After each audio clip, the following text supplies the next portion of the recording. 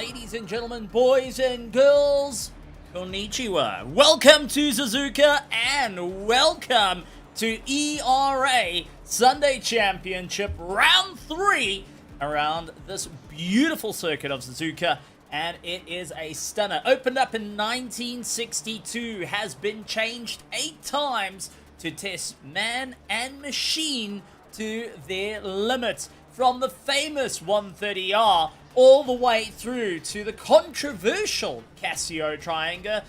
It's going to be a difficult time. This 5.8 kilometer circuit, 17 corners, means that you really got to keep yourself on the ball, especially snaking through the corners and keeping the edge up on the competition. It's all about seeing where you're going to go, how fast you're going to get there, and sticking ahead of the drivers. This is a circuit that will chew up your tires, use up your fuel, and leave you in the dust. Besides that, we are into the dusk as well. Quick one before we get going. Let's talk about the championships. Being at round 3, there's a lot going on.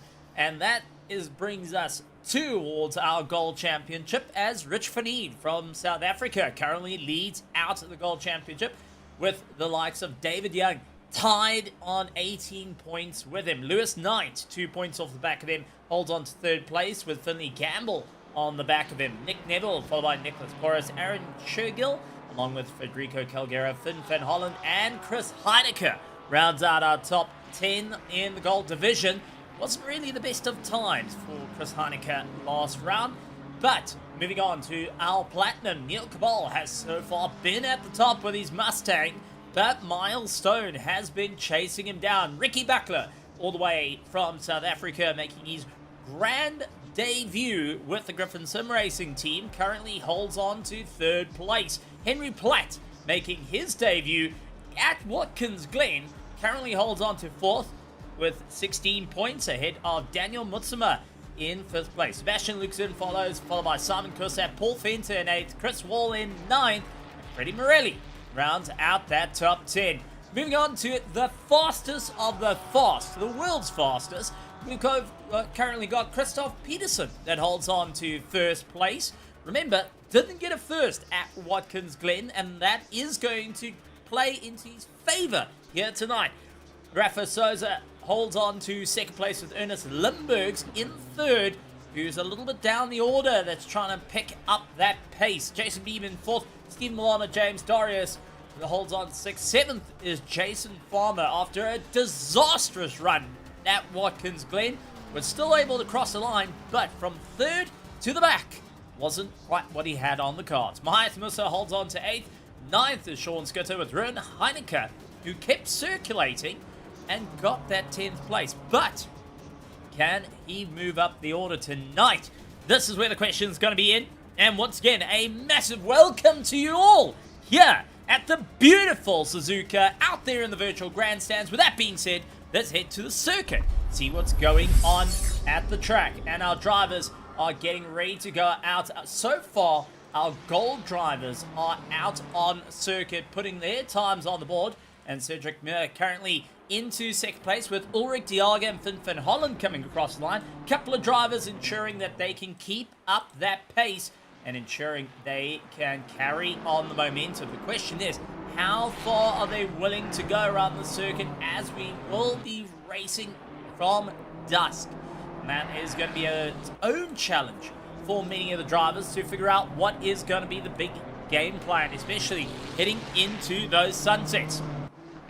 Now, with that being said, we do have a couple of new drivers on the board here tonight, and we're looking forward to pointing them out a little bit later. Nico Lawrence currently, though, trying to put a time that is going to be one to be comparable. He did a 2:01.5, and he's hoping to get ahead. Chris Heinecker up into 1st place with a 2:04, just slightly ahead of Nico Lawrence's 2:01.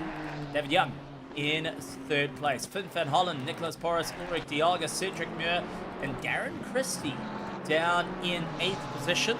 Sky Tempest Racing making a run here this season. You can see him out there, our current championship leader in the gold, down in 9th place, and Paulus Scalaris runs down in 10th place. A couple of drivers need put a time on the board.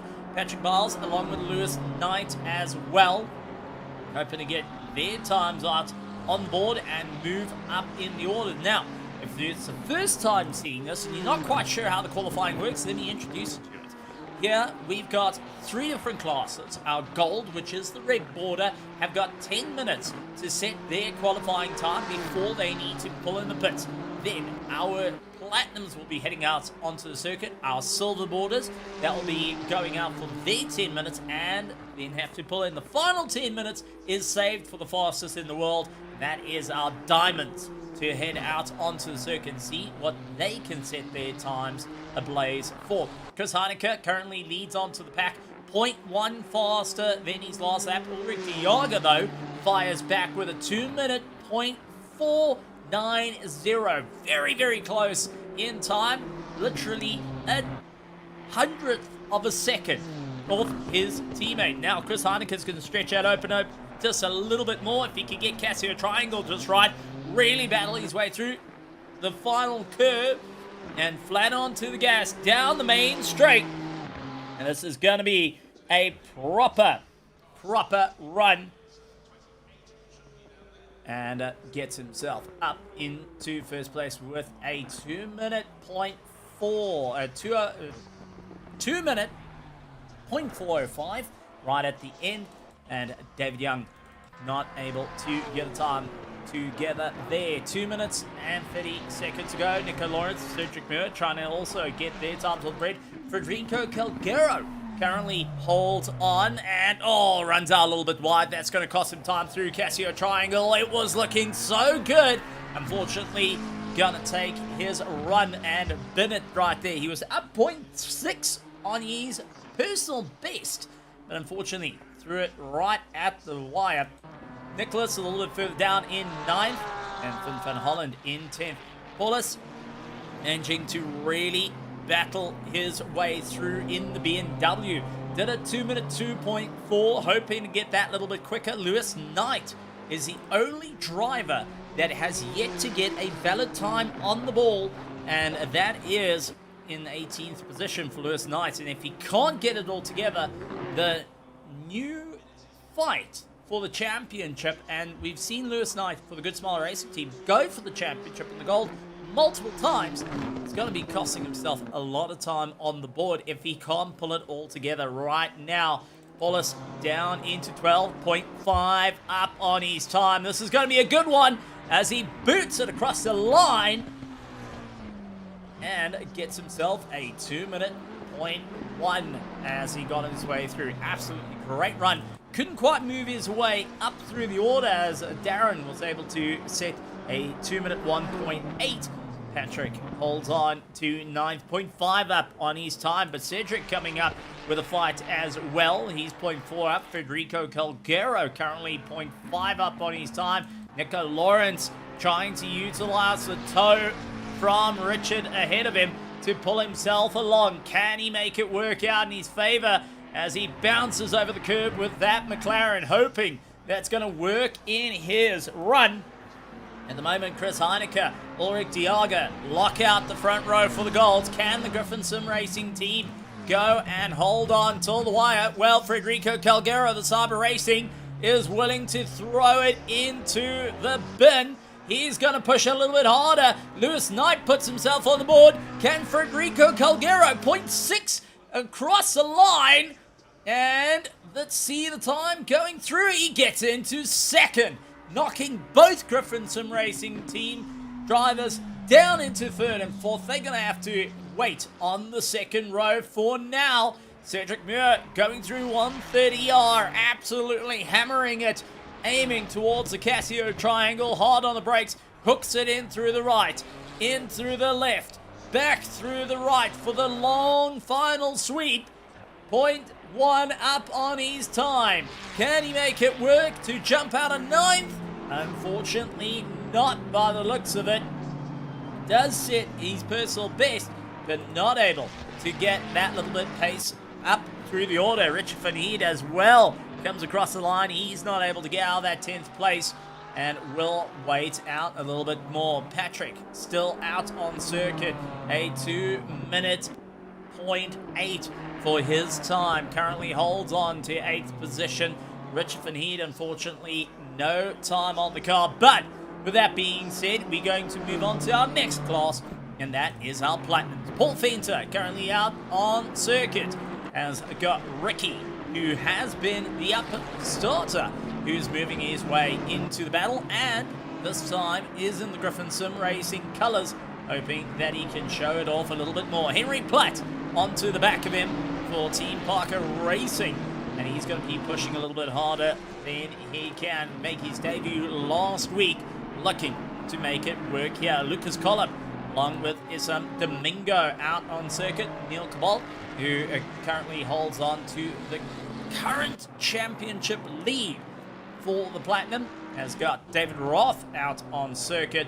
Rildell, a little bit further down, Martin Spritzer, Andre Sorodio, along with Chris Wall, Milestone, and Flo Scup round out the field for our Platinums, looking to put a time on the board. A 2-minute 0.272 to beat out Lewis Knight. Let's see who's going to be the first one to really get the hammer down to make it work in their favor and to launch their way up through the field. So a lot of warming up of tires from the drivers, and now it's all about putting the hammer down as they start their first flying lap. Henry Platt across the line, setting his time. Isam Domingo starting his flying lap, trying to get that little bit more pace underneath him. Andre Sorodio as well, the South Africans coming out in force in the class, hoping to make it work out. Sorodio getting a little bit squeamish through turn 1, turn 2, and turn 3. That Audi R8 not looking like it is so planted here. Focusing on a lot of top end, not much with the aero grip in his favor, relying a lot on the mechanical grip around the circuits. 24 degrees here at Suzuka, so it is a little bit on the cooler side. The drivers have got to take that into their setups and preparations to make sure they get going towards the top. And you've got to point out there is a huge fan base coming in for not only the Griffin Sim Racing team with the Tony and Gamble saying Jason Farmer my boy and go Griffin Sim Racing team, but we also got to go and put it up for the likes of Scalaris, who's going up Paulus, who's getting a great bit of support as well, which is fantastic to see the 18 getting some support out in the virtual grandstands here in Japan. So it's Travis now trying to put the hammer down, give it everything they got. Who is going to be able to dethrone Lewis Knight, put their times up on the board? This is essentially the Pro-Am category here in Server 1. Now, Platinum drivers. Now, the only way to get here is you're going to have to earn your stripes. These drivers have been doing everything they can to do so. Ricky, who has so far been one of the drivers to try and beat, is now looking to be his way up towards the top and a champion here in the category. But it's going to be the likes of Neil, who gets first time on the board. Ricky puts himself at the top with a 2-minute dead. Neil a little bit further down with a 2-minute 0.7 as he's in 9th position. Ricky getting beaten out by Paul Fenter, who goes with a sub 2 minute, the first car to do it. And we'll hope to do it that a little bit more. Chris Wall, the Logistical Nightmare Racing team, not to be outdone by his own teammate, gets himself into 6th place. Lewis Collop, along with Andre Sorodio, currently in 15th and 16th. Isam Domingo gets to get a time on the board, as we do see Martin Spritz of the Track Tool team going and launching his way up into 2nd place, also with a sub 2 minute of 159.9. And gets his way up ahead of Ricky. David Roth gets himself into 7th position, and a lot of pressure on this little Honda. The circuit that is owned by the Honda Motor Group, Suzuka, is really going to be the home turf for this car. Lots of R&D went into developing this car and really racing around the circuit, now needing to make it work. So David Roth has got the pressure to go and make it work here tonight. He's got Chris Wall behind him. At the moment, Martin currently holds the quickest time through the sectors as Milestone beats him across the line with 159.5 in the Mille Frey Racing. The Red Bull colours and looking to carry on the momentum yet again. But Spritzer hoping to come back fighting in the BMW, charging his way through. Lucas Cobb, Daniel Mutsuma, and Andre Sorodio a little bit further out of the pack. They wanting to try and get a time on the board. Rule Ja is one of those drivers that want to move up as soon as possible behind Sebastian Luxon. Henry Platt going and putting a time on the board at 159.4, utilizing the toe from Ricky. And a great run for the big Bentley on his way up out of the bottom rung. But it's Flo Scub at the bottom of the ladder at the moment, yet to get a time on the board that can work out in his favor without invalidating. He did a 2 minutes 7.7 on his last lap, and going and taking that curb a little bit too much as he's battling it out. So, I mean, this is a tough run. We hope to see what he can do as he battles his way through. So Flo Scub coming across the line does a 2 minutes 6.7, but was invalidated lap yet again and throws himself down the order. So this is going to be a tough one for many of the drivers. Now, Ruben Heineke saying this is Henry Platt's first time out on circuit. Not quite. He was actually racing. You overtook him at Watkins Glen, and he actually did well at Watkins Glen, unless you're saying Henry Platt is now Griffin Sim Racing team, and there's more Griffins than what the legends say. Well, Milestone comes across the line with a 159.5 to hold on to third place. David Roth in second place. Henry Platt holds on to first. Martin Spritzer a little bit further down in fourth place, ahead of Paul Fenter. Ricky down in 6th, 7th is Neil Kurabal, who is currently holding on to the top of the championship. He's been consistent in pace, he's been quick, but qualifying hasn't been his strongest suit all the time. Not Henry, Ricky. Fair enough. Ricky going and sporting the first colours in the Griffin Sim Racing team. Thank you, Ern. Good to find that one out. I was thinking, why on earth would we have yet another Griffin on the circuit? Because, well, history doesn't talk about the Griffins as a, I would say, endangered species. And yet, we start to see so many. Martin Spritzer down in 7th place, down towards Casio Triangle, in through the right-hander, in through the left, 1 minute and 30 seconds to go. Boots it all the way through, trying to get that little bit more momentum underneath him. And across the line, is it going to be good for the Track Tool team? From 8th up into 1st place, Martin Spritzer going and showing the BMW is not done yet. Neil trying to get a little bit more of a run. Ricky in with 0.1. Sebastian Luxon in 12th. Real Jaw going and battling his way through. Flo Scub still not able to get a time on the board. A 2:01.9 was his time on the last lap, but invalidates it every single time. And he's run out of qualifying to get a time on the board that's going to work with him. So this is it.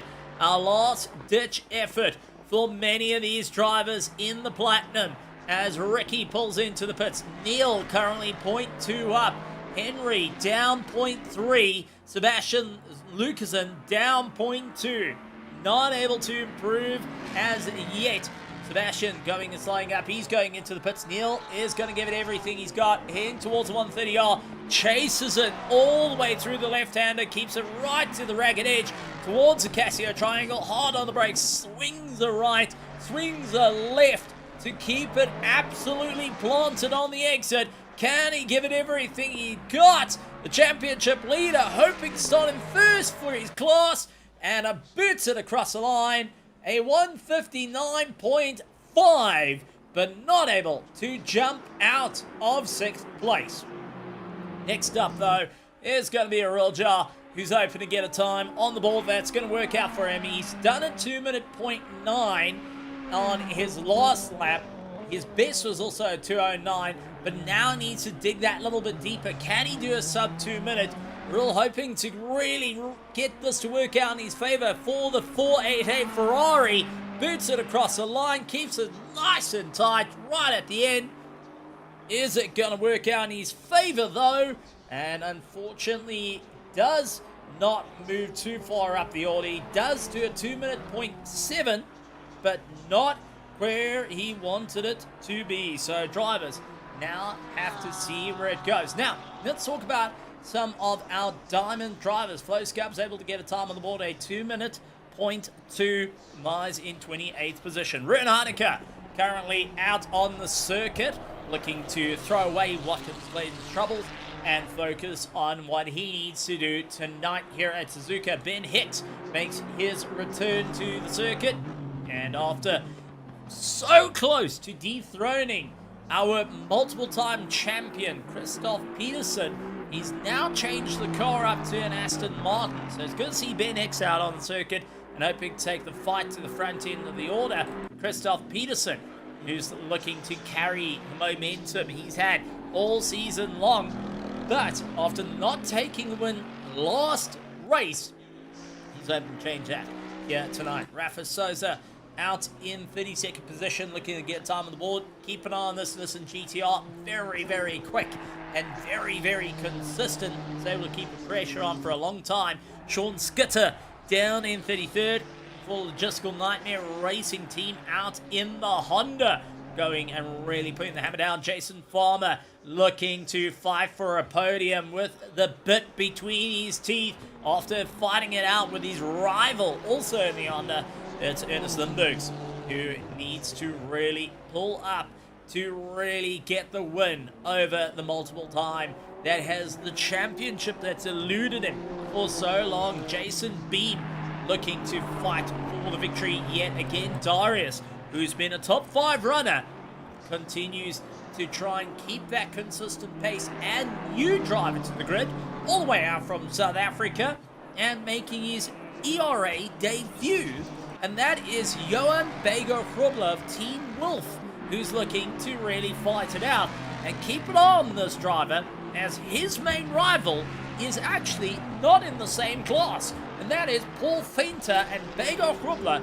They tend to cross swords a lot. Bego's one of the quick drivers, Johan Bego Grobler, but he does get given a lot of gears from his own, well, I would say South African, his own in the country, but not out on the circuit, friend Paul Fenter. Now, let's see what the drivers can do to really go and push that a little bit more, as drivers from our Diamond division, essentially the Pro class, look to set a time on the board. Ruben Heineke hoping to really make it work out in his favor. I do think that Jason Beam is one to keep an eye out for, along with the likes of Rafa. Those two drivers have been extremely quick and have been drivers that many of the pros have been keeping an eye out for.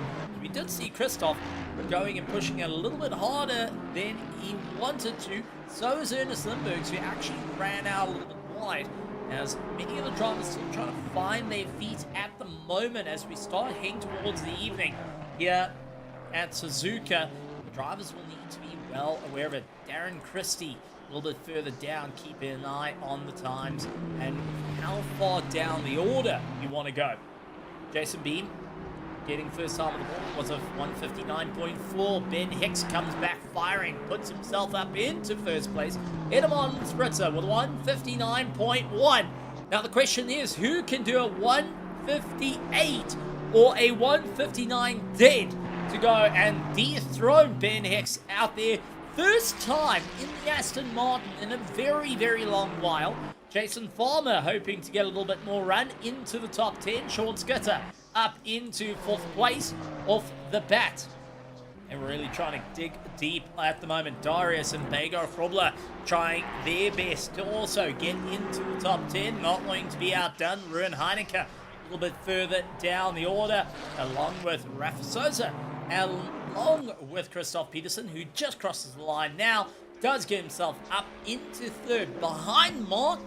Interesting enough, Martin still holding on to that front row for now by 0.2 of a second, slower than Ben Hicks, but Christoph Peterson not too far off the mark. Jason Beam holds on to 4th along with Sean Skitter. Jason Palmer in 13th. Darius Vega a little bit further down from where they wanted to be as Rafa comes across the line. First to do a 158.6, a sub 59, but by a long shot. Rafa getting a great run. Will be wanting to make it work out in his favor to really go for a victory yet again. Ben Hicks 0.2 up on his personal best. Jason Beam up 0.2. Heartbreaking into Casio Triangle as now Farmer into 3rd. But immediately getting beaten out by Pego Krubler and Jason Beam. Here comes Ben Hicks 0.4. Is this going to be enough for the Aston Martin? Ben Hicks, who stood on the front, has done it many times in the past. Not able to beat Rafa this time round. He did a 158.720 personal best, but not fast enough. Pego Krubler holds on to 3rd. But so far, one of our drivers that's yet to get a time that's valid on the board is Ernest Lindbergs as he exits through Spoon, aiming down towards 130R. Down in 38th position, not where he wants to be, as he's really trying to dial up the wick through 130R, keeps it close, runs a little bit wide, able to keep it within track limits, down through the gears, into 2nd, right-hander, left-hander, and now flooring it out of the final corner. Can he really move up? A 159.1 was his last lap time, and he does do a beautiful run and up into 1st place with a 158.5. So from not having a time on the board, he's able to put himself into 1st place. Rafa going to try and come back at him, and does with a 158.547. So very close in times for the front row, but not to be outdone. Ben Hicks, Christoph Peterson, our champion. Pego Krubler still out on circuit. Sean Skitter out on circuit. Darius is still out there, and you can see right on the back of him, Ben Hicks just focusing on trying to keep an eye. Ben Hicks, a former ERA highway patrol car, now trying to really keep it all in check, but slowing a bit down. Darius 0.1 up on his time. Is it going to be enough though? Unfortunately not. Through the final corner, he slows the car down a little bit and drops out of moving through the order. Ben Hicks, Pego Krubler, they all move off circuit and get themselves out of qualifying. Looks like majority of the drivers are done and dusted with 1 minute and 20 seconds to go. Jason Beam trying to really push that a little bit more as we jump on board to the Aston Martin as he makes his way through the hairpin, really battling his way on as he tries to get himself back into the top 5. Is this going to work out for him as he really keeps the hammer down, hoping for it to work out in his favor? It's going to be a tough fight nonetheless. Makes his way through Spoon. You can see really soaring away at the wheel, trying to get it to work with him. Oh, a little bit of a step out there. Loses a little bit of time. Is it going to be enough? As he keeps his foot absolutely solid at the moment. 6th place is on the cards for him. A 159.1 to beat. Can he do it though? Needs to drop into the 58 to have a fighting chance.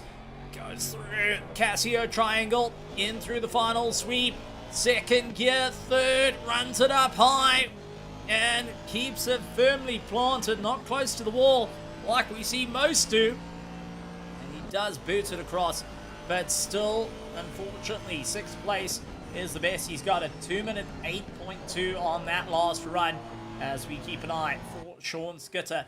Interesting enough, Jason Beam still continuing to run the circuit despite crossing a line. His aim is to try and set a time on the board or get that little bit more practice in as well. And that is an interesting run. Not many drivers utilize the extra time that's given during a qualifying just to get a little bit more practice time underneath him. Sean Skitter, 0.4 up on his personal best, runs out wide through 130R into the Casio triangle, in through the right-hander and through the left. Keeps it pinned on the exit, 0.5 up on his time. Can he get into the top 5? A 2-minute 1 was his last lap time. Sean Skitter boots it across, 0.5 up and up into 4th place, and what a run with 158.8. The logistical nightmare driver going to be happy with that one. So, with our drivers on the board, ready to go, and our race ready to be sent into some of the best racing action there is here at ERA, here at the beautiful Suzuka circuit. 5.8 kilometers, 1 hour of racing, 1 mandatory pit stop, and drivers will have to choose whether they're going to change their tires or they're going to push that a little bit more and see where they go. So, I mean, this is going to be an interesting fight.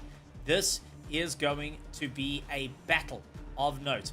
And who is going to stand at the top come the end of the race? Well, we're going to find out in 3 minutes time, but let me just remind you all, welcome to round 3 of our ERA Sunday Championship. Christoph Peterson currently leads out the diamonds, with our platinums led out by Neil Cabal and our golds led out by Richard Van Heed. Now, drivers are lining up on the circuit as we speak, and here at ERA we like to give something a little bit more interesting, because we're all about teaching drivers not only how to become faster, more consistent, and really to think out of the box. Well,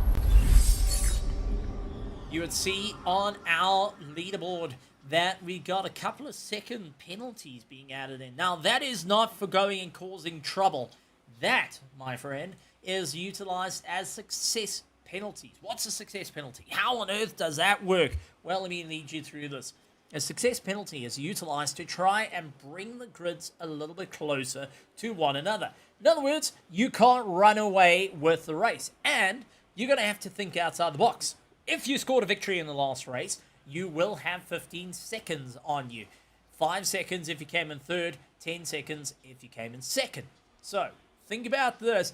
Each of the different classes of those winners get those penalties. It's like what we see Rafa sitting with 15 seconds, Jason Beam with 10, and Ernest Lindbergh sits with 5 for our top 3 in the Diamond Division.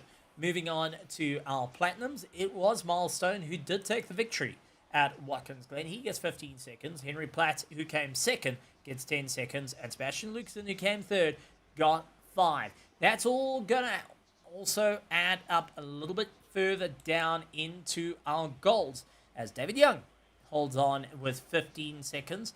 These are drivers that have to serve it during their pit stops. Means that you're going to have to really think about that pit stop very, very carefully. How much time and spacing have you got between yourself and your competitor to ensure that you can get rid of that success penalty, plus get yourself back on track? Is it worth going and changing your tires during that time because they've cooled down while you waited in the pits listening to everyone come by? And this is where it starts to become a little bit of a thinking game, and many of our drivers will be starting to figure out their own little points of how to move forward.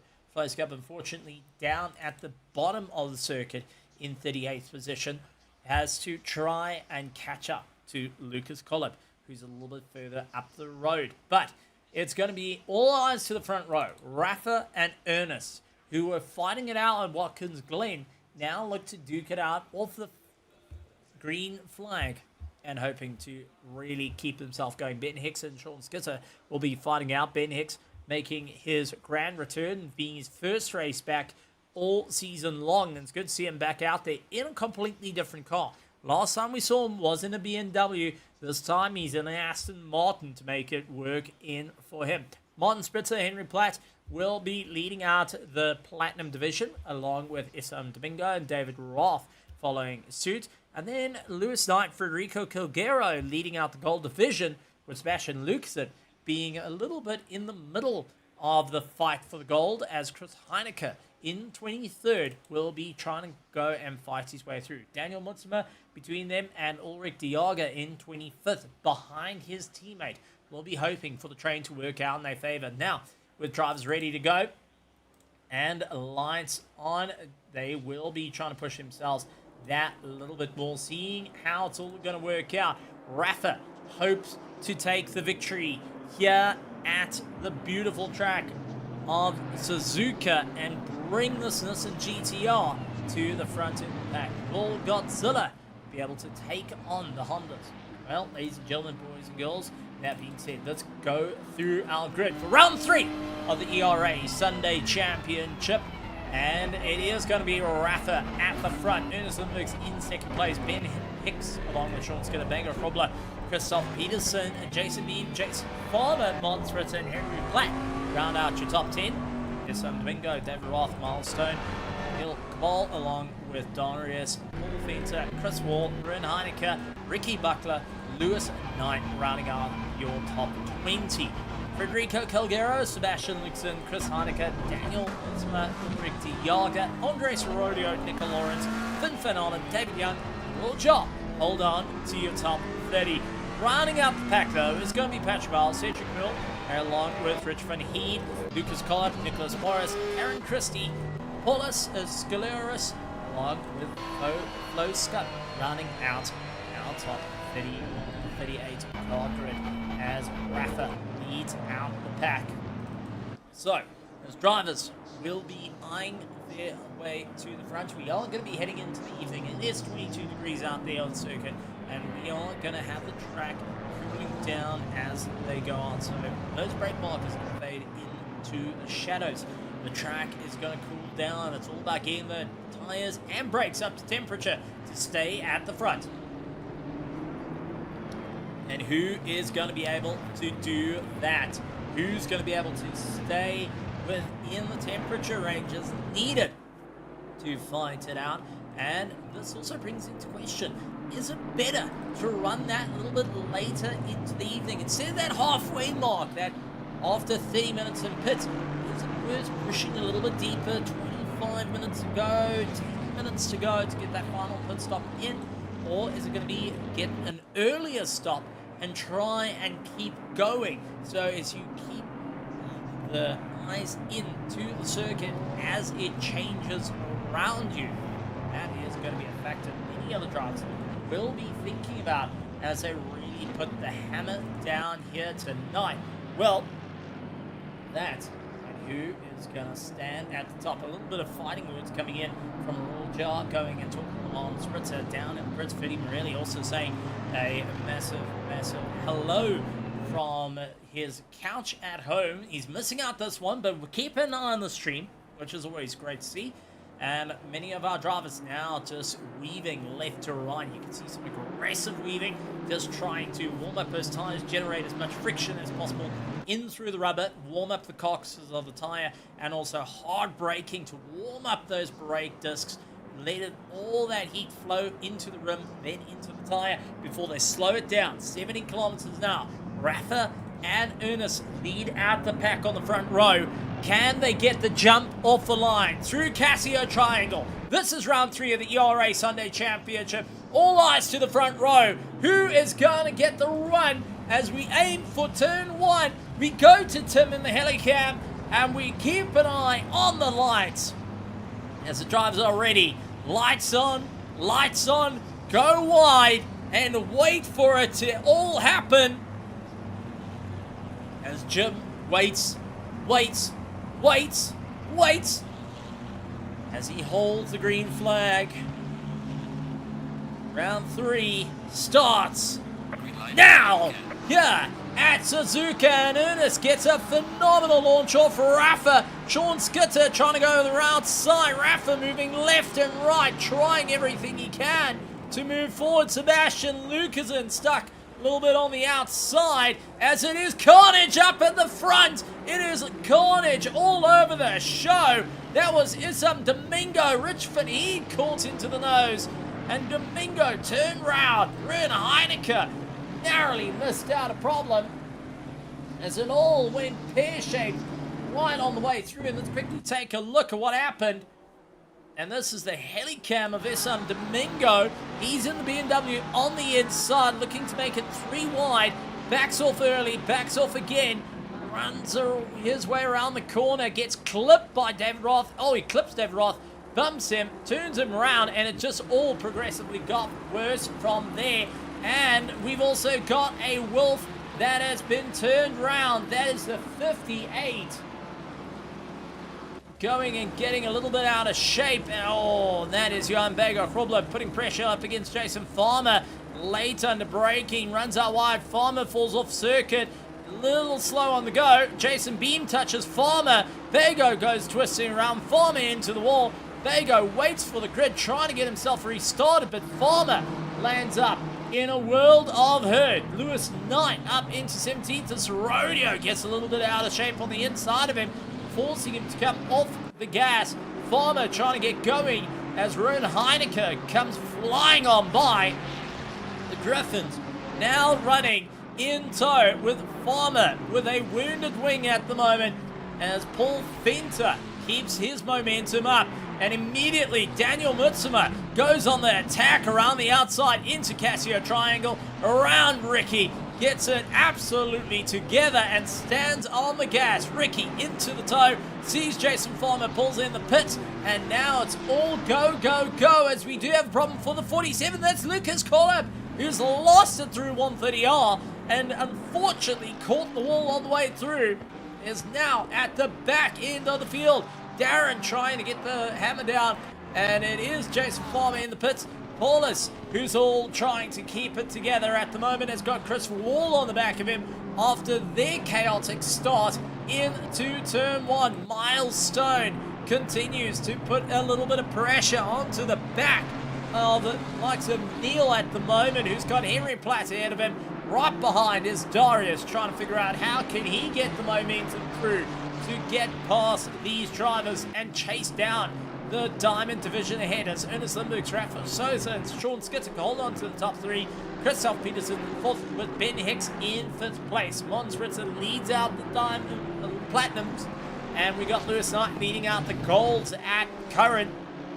Jason running out wide on Mons Ritzer, really trying to hunt for any bit of momentum to try and gain some time to really move forward. So Rodeo goes and sees a bit of a problem as that is the number 5 of Finn Ireland, turned around at the hairpin and now needs to try and get himself pointing in the right direction as quick as he can. So Rodeo sees Lewis Knight chasing him down right behind Rick DeYaga, trying to also get that run smash in Luxon, hoping that he gets a good drive out of the corner. Lewis Knight terrible through Spoon, has the likes of Ulrich Diago on the back of him. He went to the middle of the circuit for a defense, goes to the outside, forcing the drivers to really think about what they want to do through 130R. Lewis Knight off circuit, Ulrich Diago up on the inside.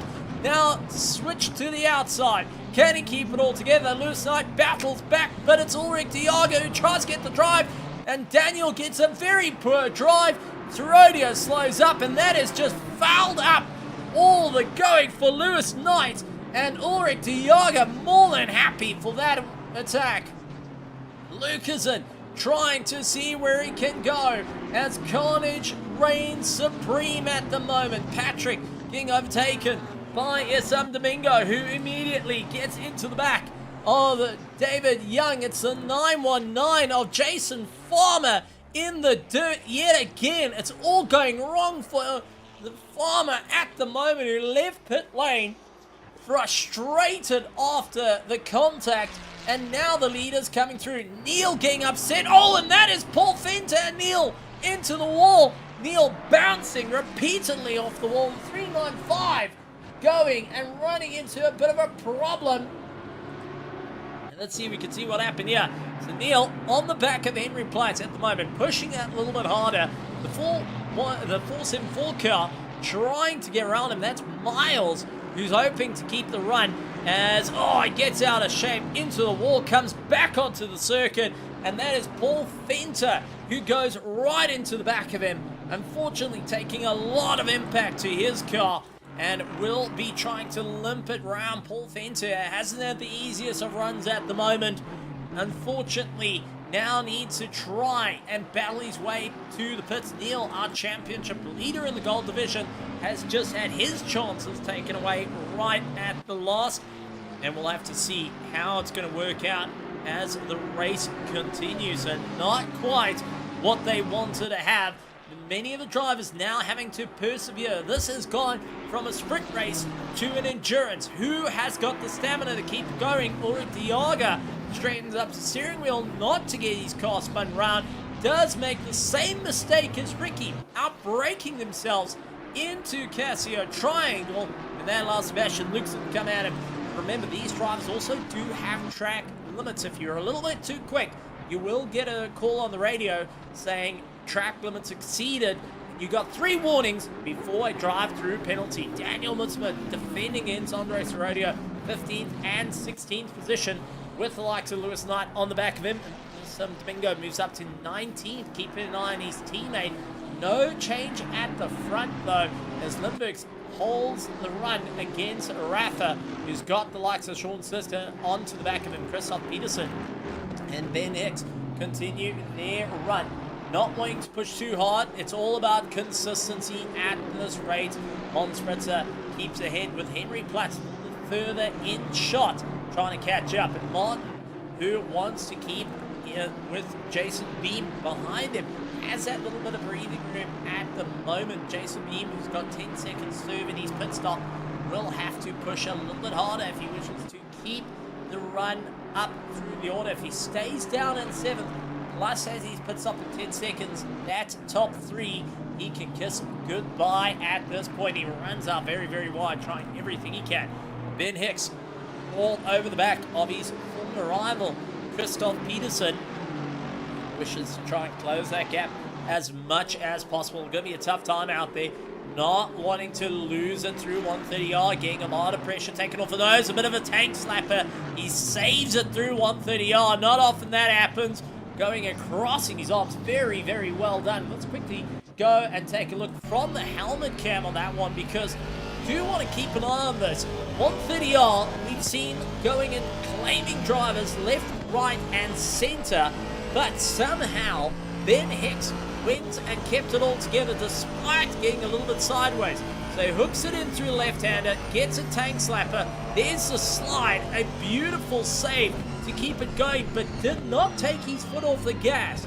He kept it absolutely pinned, knowing he cannot lose the back of Christoph Peterson. A little bit further down, Patrick dealing with Chris Heineke at the moment, who's looking left, right, and center, trying to get that climb back up through the order. And we are getting reports. Chris Wall, Darren Christie, and Nico Lawrence, unfortunately, running into a bit of an issue. And let's quickly take a look at number 4, and that is Chris Wall, who was chasing down Darren as quick as he can. This is into 130R. The McLaren going out a little bit wide, and Chris Wall really booting it through, carrying the momentum, sees Nico Lawrence on the wall, goes for the inside, clips the rear of Darren, and unfortunately Darren getting turned around at the last. Nico Lawrence, who lost it through 130R, now trying to get himself going. Bago Krobler onto the back of Nicholas at the moment. Paulus, who has been giving it everything he's got, has got Richard van Heed a little bit further ahead of him at the moment. Richard not going to be too happy, down in 25th position, losing sight of Lewis Knight, David Young, and Patrick at the moment, who continue on their drive up through the order. Ulrich Diaga in 13th position is going to be smiling ear to ear, as he's got no pressure from any of the gold drives at the moment. Cedric Mir onto the back of Chris Heineke. Ulrich Diaga utilising the toe from Sebastian Luxon's got Daniel Mutzma, and right behind him, Andres Herodio fishing left and right. Looks to go around the outside of Daniel. This is going to be an interesting run into 130R. Who's going to lift? Oh, Herodio, a little bit of argy-bargy with Daniel. Goes out straight, tries to pull himself back. Keeps it away from the wall. Very well done, but losing out major positions on the way through. And Cedric is the last one to get past Rodeo, and that is going to be a frustrating run for him, as he's now got a lot of work ahead of him. And even Issam Domingo, who saw his own teammate into the weeds, goes and says, well, it's now my turn to try and gain some positions as he chases down Lewis Knight. At the moment, the Platinum driver onto the back. Second in gold, Lewis Knight opens up a door, allows Domingo through. Says no worries from there, but that has just opened him up for the likes of David Young to have a shot at him. And he's got Patrick close behind, fishing left and right at the moment, seeing where can they get the climb. Darius chasing onto the back of Henry Platt with Milestone as well. Now Darius is in the Diamond Division. Henry in the Platinum holds on second, but right on the back of him is Milestone, who's trying to push out a little bit harder. Now Miles has got an interesting run here. He can keep in the toe, pull himself along, and really become a solid viable threat to go blasting on by. But the main thing is he's got to try and keep it all together. We did see Paul Venter in the background as well, trying to just lift, let the cars through and continue on his way after a bit of a disastrous race. He has got the right behind him. That would be Rern Heineke keeping some pressure on, just utilizing a toe at the moment. Venter just focusing on his drive. Darius getting right behind the likes of Henry Platt. Look towards the inside, backed out of it through 130R. Loses a lot of pressure on that nose. Henry getting a little bit out of shape. Here comes Darius around the outside. Couldn't quite get his nose in to get that pass and has to back off quite a bit. That backed up Milestone a bit as well. Miles looks to try and carry the momentum down the inside and not having a favorable run at the moment. Paul Venter not backing out. He is just helping Rern Heineke at the moment to pull a little bit closer to become a more viable threat as it stands. And we'll be keeping a very close eye on the situation. Ben Hicks all over the back of Christoph Peterson, not able to keep it all together through the snake out of turn 3 all the way through. He tries everything he can, but the understeer biting him more and more at the moment, and that's allowed Christoph Peterson to get a little bit more of a run. The Mercedes does have a lot of rotation to it, and that does help out in the short run, but the long run becomes a different story. We've seen the Aston Martin become a very viable threat for a top 3 position.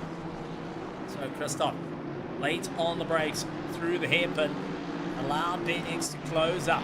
Milestone can't get past the likes of Darius at the moment, and just within arm's reach is Henry Platt, and he can't see the run there. Andre Sorodio into the dirt, running out a bit wide. Flo Scup going in, having a go at him. Interesting enough to see Flo was one of the drivers that started right at the back. He actually started stone last and is now up to 23rd. He's got Federico Calgero on the back of him, which Fanid slowing up and had Paulus getting right into the back of Jason Clark, Paul Venter, and Nico Lawrence, who have completed their pit stop. We've had one retirement thus far, unfortunately, going and ending their race a little bit early. Paulus around the inside of Richard, and he can't bring it back. And that BMW just getting the run through the spoon. And that is Paulus up towards the top. Richard a little bit further down, trying to battle his way back up into contention immediately. Nicholas Porras says no thank you. He's going to fight it out, gets around him and continues on the chase. Richard over the curb, gets a little bit out of shape, and we do see a bit of contact between Bego Krobler, and that is Nicholas into the wall at 130R. They climbed into one another, Bego and Nicholas. That slight tap, unfortunately, twisting Nicholas into the wall. Bego managing to survive. Chris Heineke into the pits. And wow, oh wow, the race turning on its head in a matter of seconds. And drivers losing that little bit of concentration, unfortunately going and costing others a lot of time. As we do see Milestone up on the inside of Darius, he's got clear and now hunts down Henry Platt at a rate of knots. Can the 296 Ferrari catch up to the big Bentley up ahead of him now that Darius has released him to go for the fight? Darius keeps an eye to Rern Heineke a little bit further back, and you can see how late Darius hit the brakes into the hairpin, nearly into the back, and that has cost him time. Rern Heineke got a lot of drive and is now looking at the back of that BMW, saying, my time is now, and that top 10 is on the cards. So drivers hoping to get the momentum through now. Two drivers that know each other all too well. Johan Frobler versus Rich van Eed. And the two South Africans are going to square off yet again. Chris Heineke, Jason Farmer, Paul Fenton, Nick Lawrence have done their pit stop. Nicholas Horace unfortunately has to do his pit stop due to the major damage to his Porsche. But that being said, it can play out in their favor. And Chris Heineke is going to be keeping an eye on how far he can climb up through the order. Now, Richard, who's got a little bit of damage on the front end of his car, will be down on top end. And this is where Bago Krobler can utilize the toe a little bit more, trying to pull him in to 130R. Kept it close. Richard keeping it all together through 130R. Bago having to lift off a little bit earlier.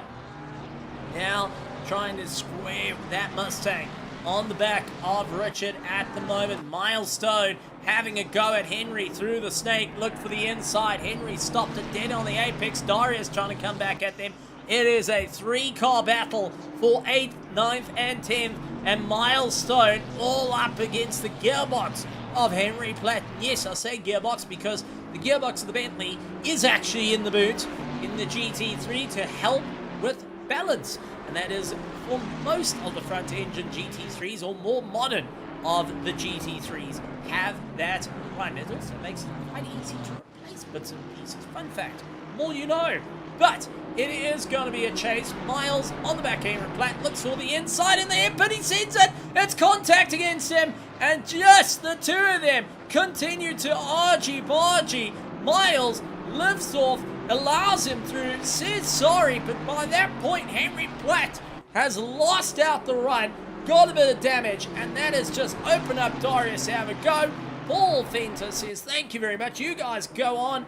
After seeing that disaster happen, and Werner Heineke smiling all the way to the bank, overtook both of them, and now has his eyes squarely on the back of Darius without the worry of the two platinum drivers.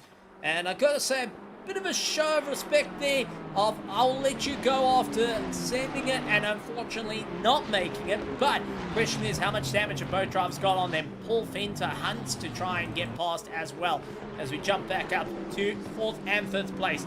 Christoph Peterson and Ben Hicks still running in tow. Ben goes in a little bit more shallow into turn 1 to try and see if he can get past Christoph Peterson. Couldn't quite get the nose of the Aston Martin underneath that Mercedes. Focuses on his drive.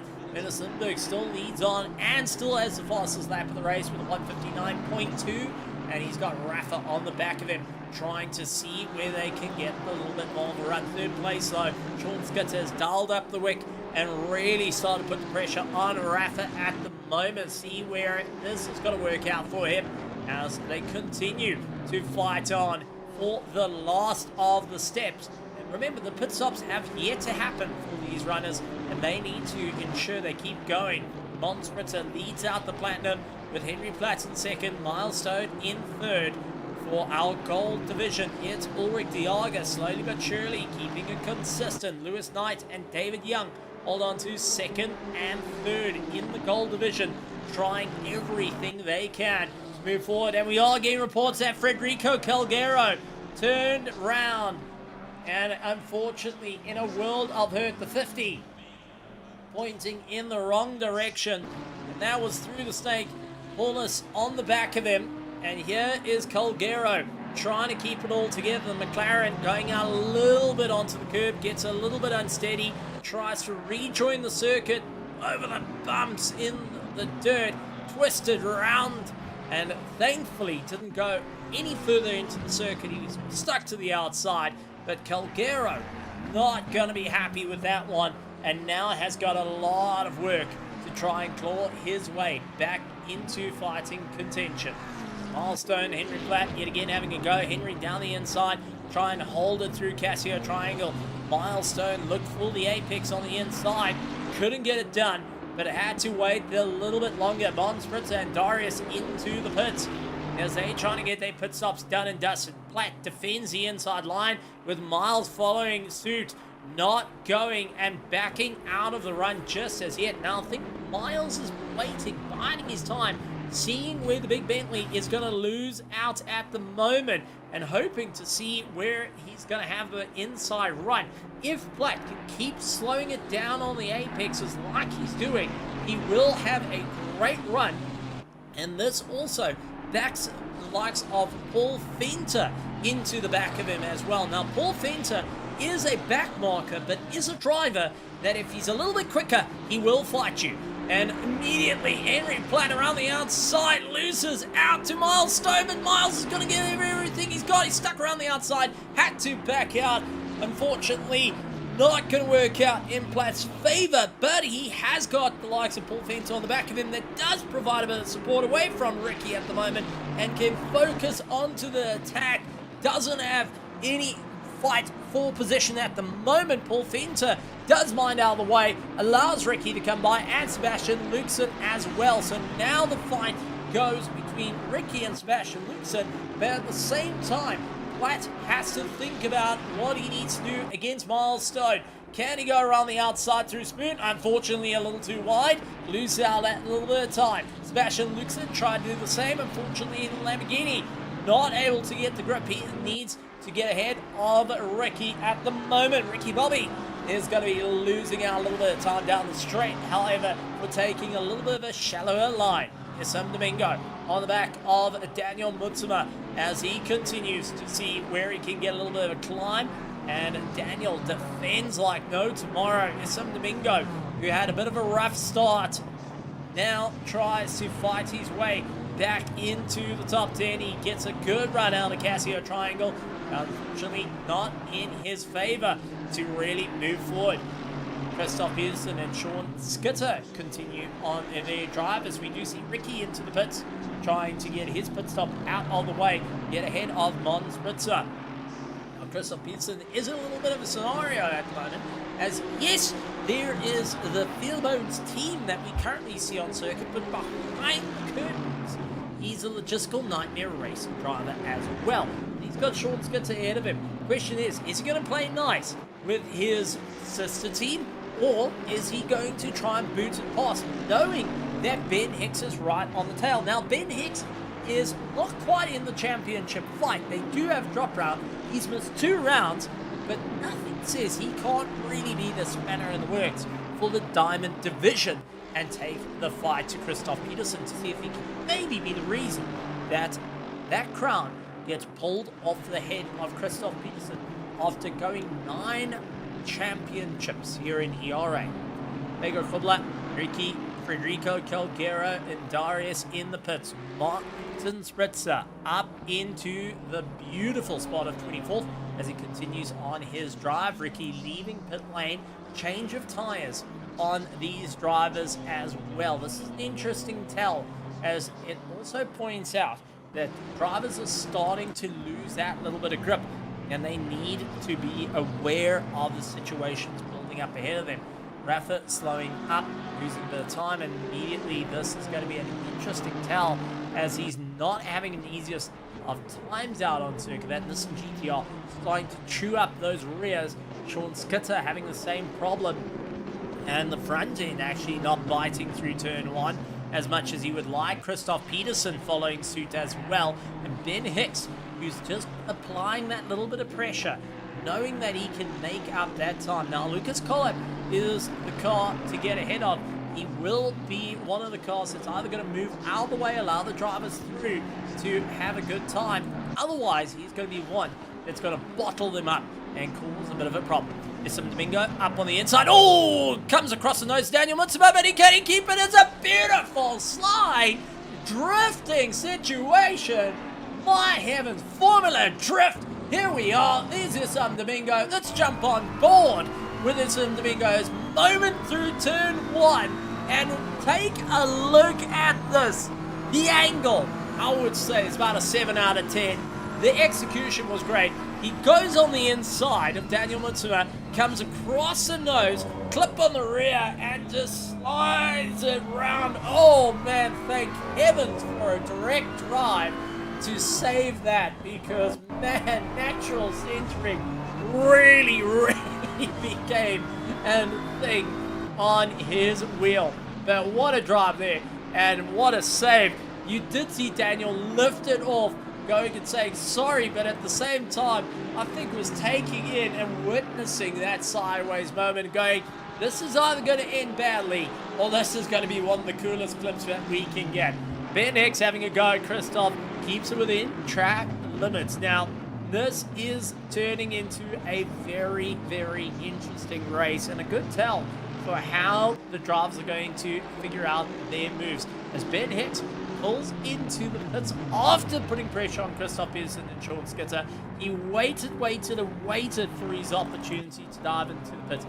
Paulus going in and keeping it all together. He had a little bit of a situation at the early part of the race, but seeing the fans on the side, he cannot let them down.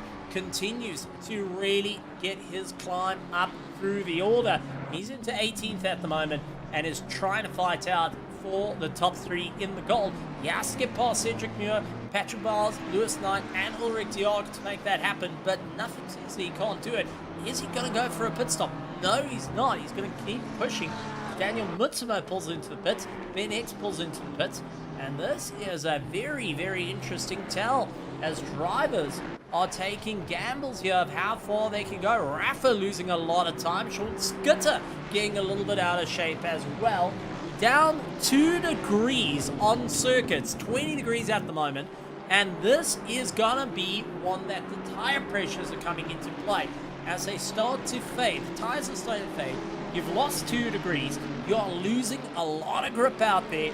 You start making those micro adjustments to your front and rear tires. Now, the drivers have to do that manually in through the pit box that they get, the black box that sits on their side. So it's minor adjustments.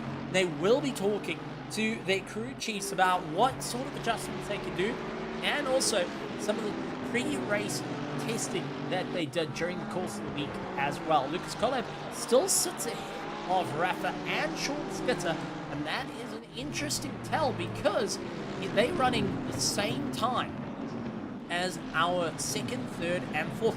Ernest Lindberg's into the pits, our leader going into the pits. Is it going to be the rest following suit? No, Rafa, Sean Skitter, and Christoph Peterson continue down the main straight. They are going to carry on the momentum. Ernest going and deciding he's getting an early pit stop. Going to see where that brings him out and how far is he willing to go. Ruin Heineke and Milestone fighting it out. Currently on for 6th and 7th as Ruin Heineke dives into the pits. Miles continues. Platt, who needs to try and figure out his plan, he dives into the pits to get himself sorted out. So he joins Limburgs. And also, Ruin Heineke gets overtaken by Sebastian Luxon, Ulrich Diaga, as well as some Domingo trying to keep up the pace after he is trying to keep momentum. The question is, some of these drivers have really hurt their tires with lockups, with slides, and now just trying to push a little bit longer into the race. Cedric Muir up on the inside of Andre Sorodio, a little bit unsteady for the Audi R8 Evo. And it is the Ferrari 296 of Cedric who flies on by the French, getting ahead of the South African. And it is going to be an eye out for me, who have just done their pit stops as Limburgs exits the pits ahead of Ben Hicks, who is in 2nd place, who's done the pit stops. And this is where you start to figure out what the game plan is. They've reached the halfway mark. They've seen that 2-degree drop. We are expecting it to get a bit cooler from now, getting closer towards 19, possibly 18 degrees. No rain expected, as Domingo gets ahead of Diaga through the hairpin. Now they will work with one of another to push a little bit more. The question is, our top 16 are yet to go into the pits, along with Darren Christie, who's down in 20th position, who needs to stall pit and through the gold drivers. So, interesting tell for many to think about. Rafa into the pits. Sean Skitter carries on. Christoph carries on. Limburgs in 17th position. Leads out the Diamond Division, who's pitted, along with Ben Hicks in 2nd of the Diamond. Ruin Heineke 3rd. for our Platinum, it's Martin Spritzer, followed by Henry Platt, and Ricky Buckler actually getting ahead. So Ricky, who is up through the order, Henry Platt, way down the order. He's actually down in 25th. So it's Ricky, who is up into second place of those that have pitted in the Platinum, with Daniel Matsua in third at the moment, who is in the Platinum class that have pitted. Chris Haneke, David Young, Finn van Holland, currently our top three in the likes of our gold division that have pitted. They're going to push a little bit more as well. So Skitter and Peterson trying to pull themselves along, yet to get ahead of Lucas Collum. Now, that should tell you how this race is going. Our drivers are backed off that much that even the blue flags ahead of them are running the same time. Last lap, Sean Skitter doing 201.2, Christopher 201.5, and they have not pitted, so those tyres are starting to hurt. Jason Beam up to third place. Remember, he's got 10 seconds to serve as well. Milestone in fourth has got 15 seconds, and Sebastian Luxon has got 5. Rick Diaga, Lewis Knight, Patrick Miles, Cedric Murr, they still have to pit and have no time to serve in the pits. David Roth in 11th position has got no time to serve, and he still needs to pit. Wallace into the pits as well. So it is Ernest who currently leads out the pack in a 12th place. He's got David Roth, who's the next on the cards to go. It's from 11 to 1st that are yet to pit, and this is where the pressure comes in. How far are you willing to go during the course of this race? How much can you battle your way through? Johan Bego Frobler up against Andres Herodio with Darius all over the back of him. 3 drivers that have squared up across the world in multiple leagues now look to do it all over again. Herodio holds up the train. He is the cork in the bottle right now. Bego trying everything he can to get on by, but just not able to get the drive on that Mustang. And Darius all over the back of him, seeing where exactly can he get on by as he launches in behind. That BMW is stunning out on the gap, but just not able to get the run through the order. Now, we are getting a bit of information coming in. It was Paul Fenter who's unfortunately had to retire the car. And, well, this is due to a substation that blew up last night here in South Africa, and having to be on the lowdown, so didn't want to go and keep everyone awake with the generator running and creating so much noise. He had to retire the car, and that is pretty much that for this Nightmare Racing driver in the Aston Martin. It wasn't one of his best of races, but thinking about the neighbours and the family, he's going and got to bide his time. And unfortunately, one of tough races counts as a mechanical failure, unfortunately.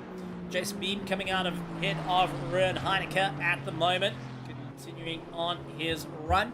See where exactly it's going to be a good time for him. Ruan Heineke looked around the outside. Beam continues on through the S's, keeping it all together. Christoph Peterson having a go at Sean Skitter as they got past Lucas Collab during the 130R, but just not able to get past in through Casio Triangle, and Sean Skitter dives into the pits. Peterson stays out a little bit longer to try and stretch his legs. He sees Rich Van Heat, he's got Lucas Collab on the back of him, and the likes of Finn van Holland a little bit in shot, continuing on his drive, will be biding his time. Jason Beam and Ruan Heineke keeping it all together. Bego, Frobler, and Herodio, they're fighting along with Jason Farmer and Flo Scub, having a go at one another. Chris Wall a little bit further up the road. See where he can go. 38 cars started, 36 remain. 2 unfortunate retirements. One due to massive damage on the car, the other one due to mechanical failure, and that will cost him a lot of points. Ulrich Diago with a stop go 32nd penalty in 17th position, unfortunately, for speeding in pit lane, hooking a gear a little bit early. That's cost him time. Getting off the button a little bit early cost him time. Another stop go 32nd, and that is the same amount of time as going and changing your tyres in the pits. As we do see Sean Skitter, Sebastian Luxon, Lewis Knight, Milestone, David Roth all into the pits. Ernest Lindbergh's up into third place, joined by Ben Hicks. Cedric Muir a little bit further up the road from them. Holds on to second place, leading out the gold division, trying to stretch his legs. We'll get reports of Ulrich Dialga with a penalty, and we'll only need to focus about Chris Heineke and Patrick Miles a little bit further back in the gold division. When he gets into the pits, Martin Spritzer holds on first for the Platinum. Sebastian Lucas and Miles Stone hold on second and third as they run. But it's Christoph Peterson yet to pit. Hold on to the top of the order and seeing where he can go. Domingo onto the back of Daniel Mutzma, trying to look around the outside. Couldn't quite get the run. Domingo needing to really think outside the box here as he has to attack and defend. Sebastian Luxen really battling his way through. Hasn't been the easiest of races, but we did hear from Sebastian at Watkins Glen. He was quite happy with his run, and now trying to see where he can make it work out in his favor. Vego Krobler and the likes of Andre Sorodio had a bit of coming together. Lights of a touches, I would think. So let's quickly take a look. This is to our heading cam. Sorodio defends the inside line. Vego switches to the outside. In through T1. It's going to be late on the brakes for Sorodio. He runs out wide. Vego up on the inside. Puts his nose in. It's a bit of door-to-door contact. All's fair in love and war. Sorodio saves it on the exit. Darius backed out, expecting an Audi to be in the side of him. But Sorodio is able to keep going. The Project Vapor driver not having an easy time out there, losing a lot of run. Issam Domingo also having a bit of contact on his way through in 12th position, 31 with Sebastian Luxen. Did he have it with Sebastian, or did he have it with the likes of Daniel Mutzua? So on the drive to the hairpin. Look to the outside, look to cut back on the inside, not enough run, light touch on the rear from Sebastian.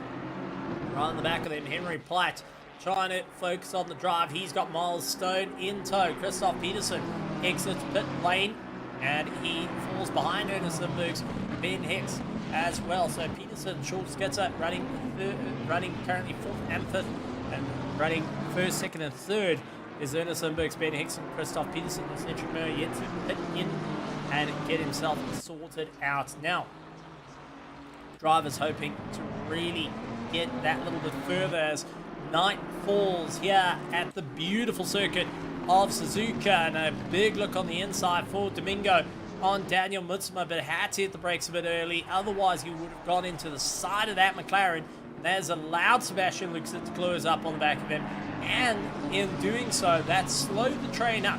Platt and Stone have managed to catch up, and now immediately go onto the attack as well as they start to look at time ticking over. Who's got enough in the tank as they battle their way through? 21 minutes to go on this race, and still lots of time to make up.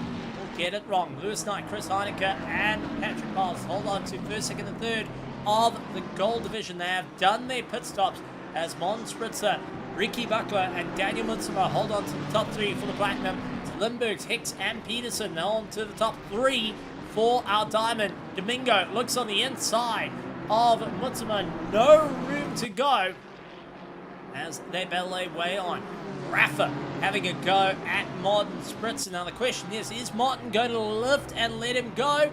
He's going to try and find out that little bit more. Martin, who currently leads on to the Platinums, does not want to fight out with Rafa. Otherwise, simplest of contacts will throw him back through the field and will lose out that first place in class. So the question is he going to give that little bit of room to allow the pass to happen? Or is he going to keep fighting out with Rafa that a little bit more and be that driver that wants to make it work? He does get a little bit of lift, opens the door through turn 1. Rafa takes a dive. Martin says, there we go, have that clean pass. Cedric into the pits to carry on his way as Daniel Mutzma, Henry Platt, and Miles Stone all getting fouled up through the Casio triangle. And that is going to cost him time, as we do see Domingo managing to get on by Miles Stone and Henry Platt. That little bit of contact between the two through the Casio triangle did not help him out. Sebastian Luxen onto the back of Domingo. We'll see that he's got a lot of breathing room to Daniel Mutzma at the moment. Daniel losing a little bit of drive, has got Platt all over the back of him.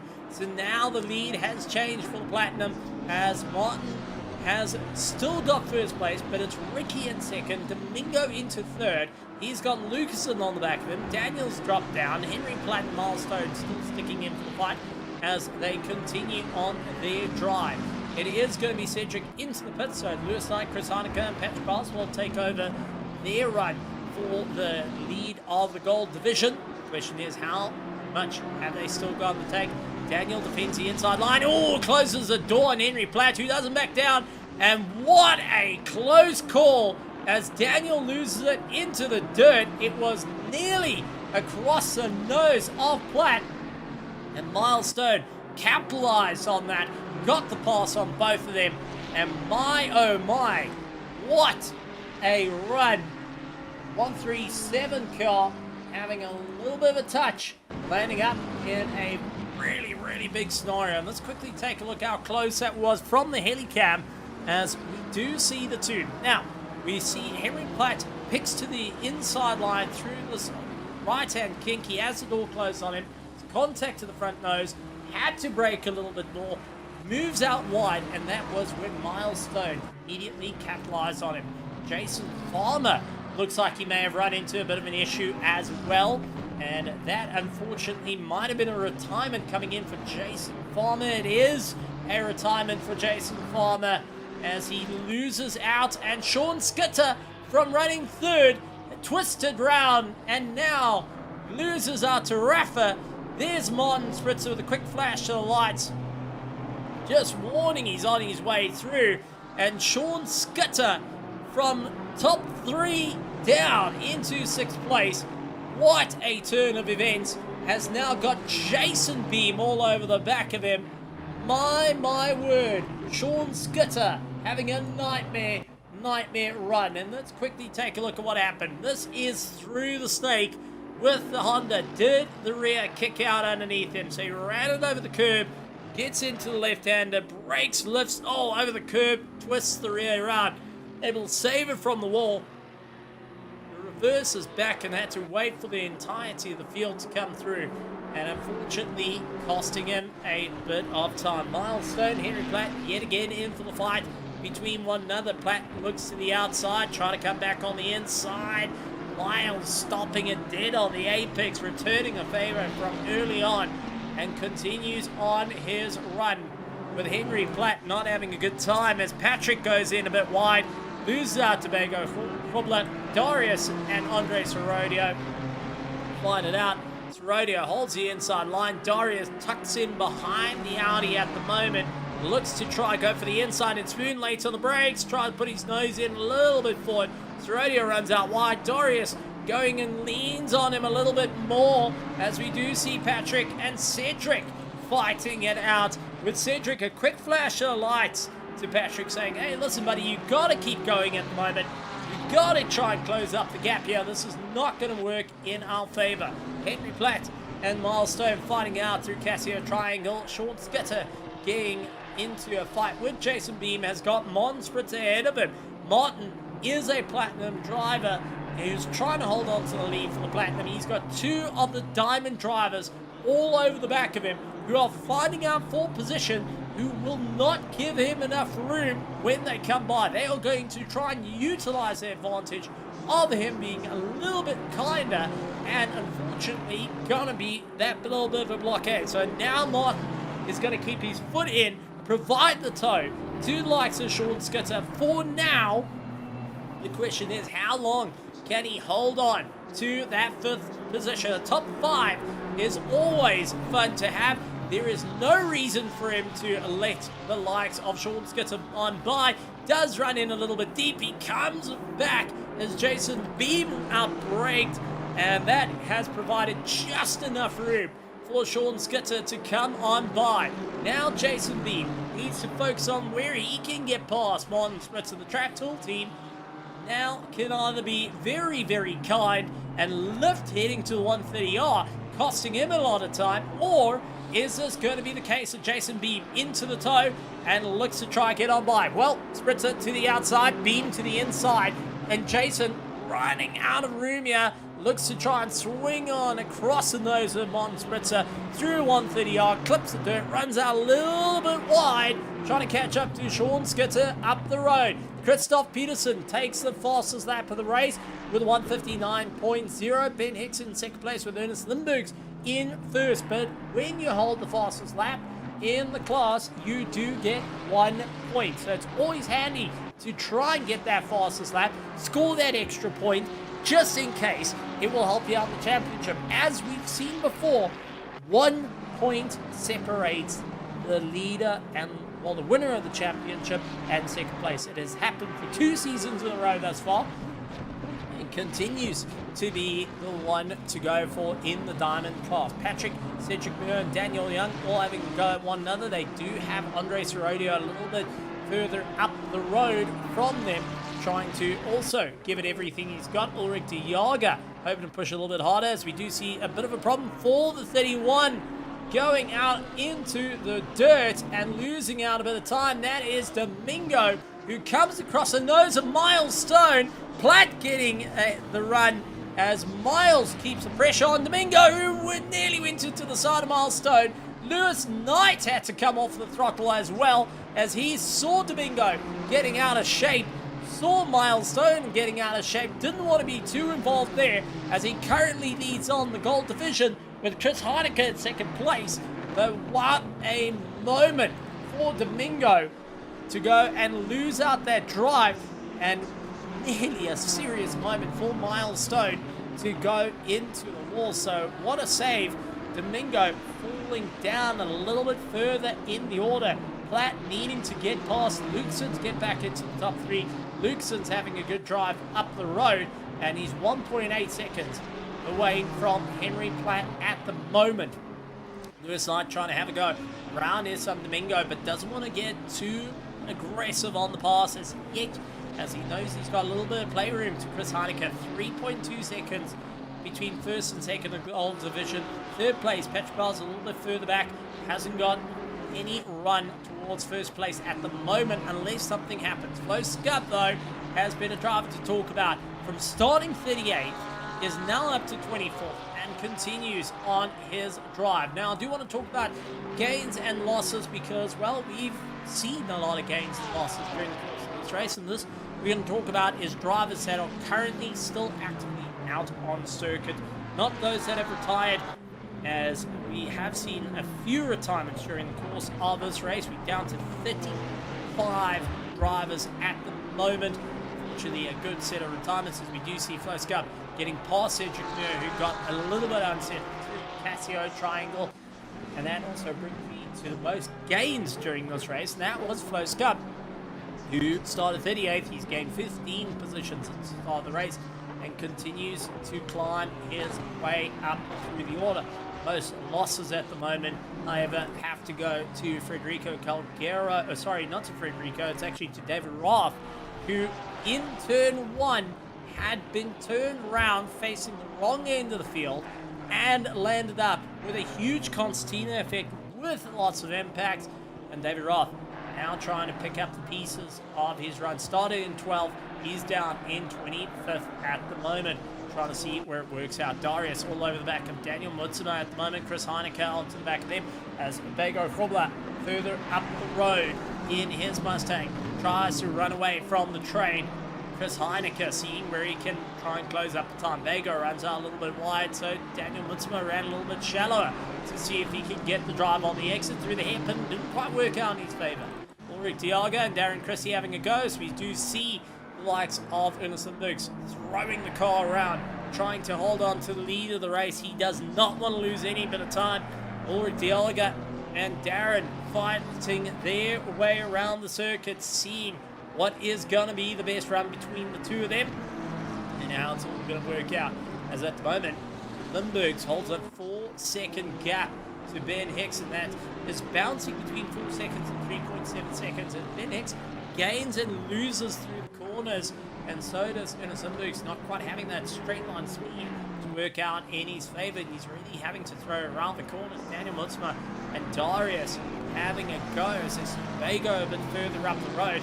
Darius wants to clear Daniel as quick as possible and then try go after Bago Hobler. However, it is Daniel Mutsma who keeps that defense at the moment, holds to the outside line. Darius sends it on the inside, runs out of it, wide contact between the two, and Darius, being the biggest loss on that one, does immediately lose out the position again and time. It is thankful that he's got a little bit of breathing room to try and get back on track ahead of Chris Heineke, who holds on to second place of the gold division, who does not want to go for the passes yet. He's going to bide his time. He knows that Patrick is running in third, and he wants to just see the fight going on. He knows these two are really having a go ahead of him, and he doesn't want to be the one to land up being the cork in the bottle at the moment. Darius and Daniel keep close to one another, 0.4 of a second as they run through. Rich Van Heed and Finn Holland, two drivers who haven't spoken much of this race, are keeping close to one another. Richard still, who had that little bit of damage at the start, losing out a little bit of time. Finn Holland, who we've seen in the background here and there, just trying to keep it consistent at the moment, trying to stay on the back. He's in 28th position and still focuses on his drive. See where it's all going to work out for him in the long run at the moment. And how late can he get on brakes? Oh, twisted around. And Finn Holland and Richard catching each other. Lucas Collip nearly having the likes of Richard into his door, who tried to get himself going. And Lucas up into 28th position, nearly became a casualty during that whole little bit of contact. Beam up against Skitter, continue on their drive. Sebastian Luxon landed up in towards the dirt, lost out a little bit of drive, and that is Henry Platt who has gained a position. Now Lucasen is slowing down quite a bit, and Platt, taking third place of the Platinum Division, now is going to try and run a bit ahead. So Sebastian Luxon needs to try and fight back. They got Milestone 1.3 seconds behind them, but Luxon, who had a terrible exit out of Casio Triangle, went and lifted a little bit too much, and that has gone and lost quite a bit of time. Let's see if he can try and gain that third place back. Darius having yet another go at Daniel as they fight their way through the track, holding at 20 degrees at the moment. The drivers feeling the fatigue as the hour goes on. 7 minutes left in this race, and round 3 is starting to become a little bit wild into the dark. The first time these drivers have experienced the dark this season, and it's all about who has been practicing. And it's one thing to know the circuit in the day, it's another thing to race close to one another in the dark, especially when you're up ahead.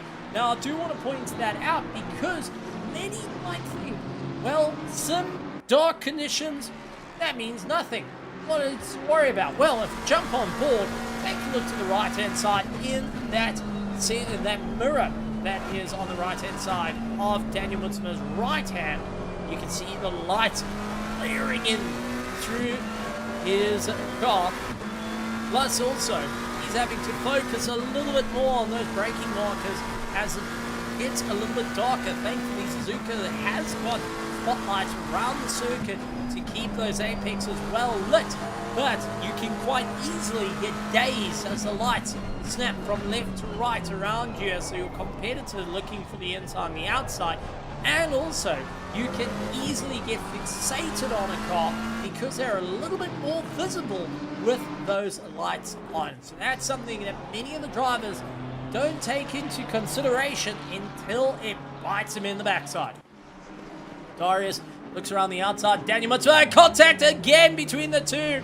Darius thrown out wide. Daniel keeps it all together, but it is Darius who loses out. Chris Heineke, Sorodio, Patrick, Chris Wall, David Young, Flo, Scub even comes to have a go. Oh, and what a mistake. Darius gets on the gas. Those rears not biting into the side of Flo, Scub, Cedric. They're nearly going into the side of Flo. What a run. And unfortunately for Darius, it went from bad to worse to ugly in mere seconds. Sebastian Luxon gets ahead of Henry Platt, milestone onto the back of Platt as they continue to fight on for third in the Platinum. But for our a little bit further down, and Daniel Mutsma is in the Platinum division fighting out against Darius, and that has just cost him time as the two of them were brawling it out.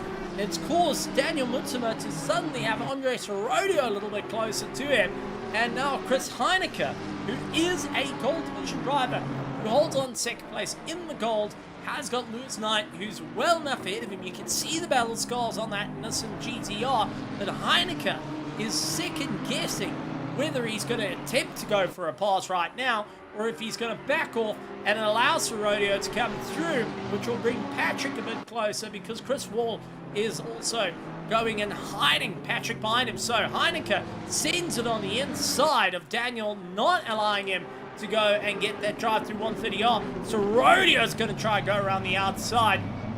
This has turned the race completely on its head for the last 3 minutes and 48 seconds. This is going to be a wild drive for many of the drivers. Who has got enough in the tank to push it that little bit more? Who is going to give it everything they got? As we milestone throwing it in Henry Platt, Ruben Heineke trying to have a go at the likes of Martin Spritzer. Daniel Mutsma having a go at Sorodio, has got Sorodio and Chris Wall with him. A drive-through penalty for Darius for track limits exceeded. He's in through the pits, and just a race turning into a nightmare. Will be needing to get that drive-through served, and unfortunately will be right at the back of the pack. And this drive will only be fueling those frustrations, as it will be a trip to the stewards, I think, for many of the drivers. And I know there will be a discussion in the pits. Henry Platt battles it out with Milestone. A quick flash allowed from Miles as he tries to keep it going at the moment. He runs out a bit wide. Platt trying to get back in to the toe, closing up behind him. And many of these drivers giving it one final go.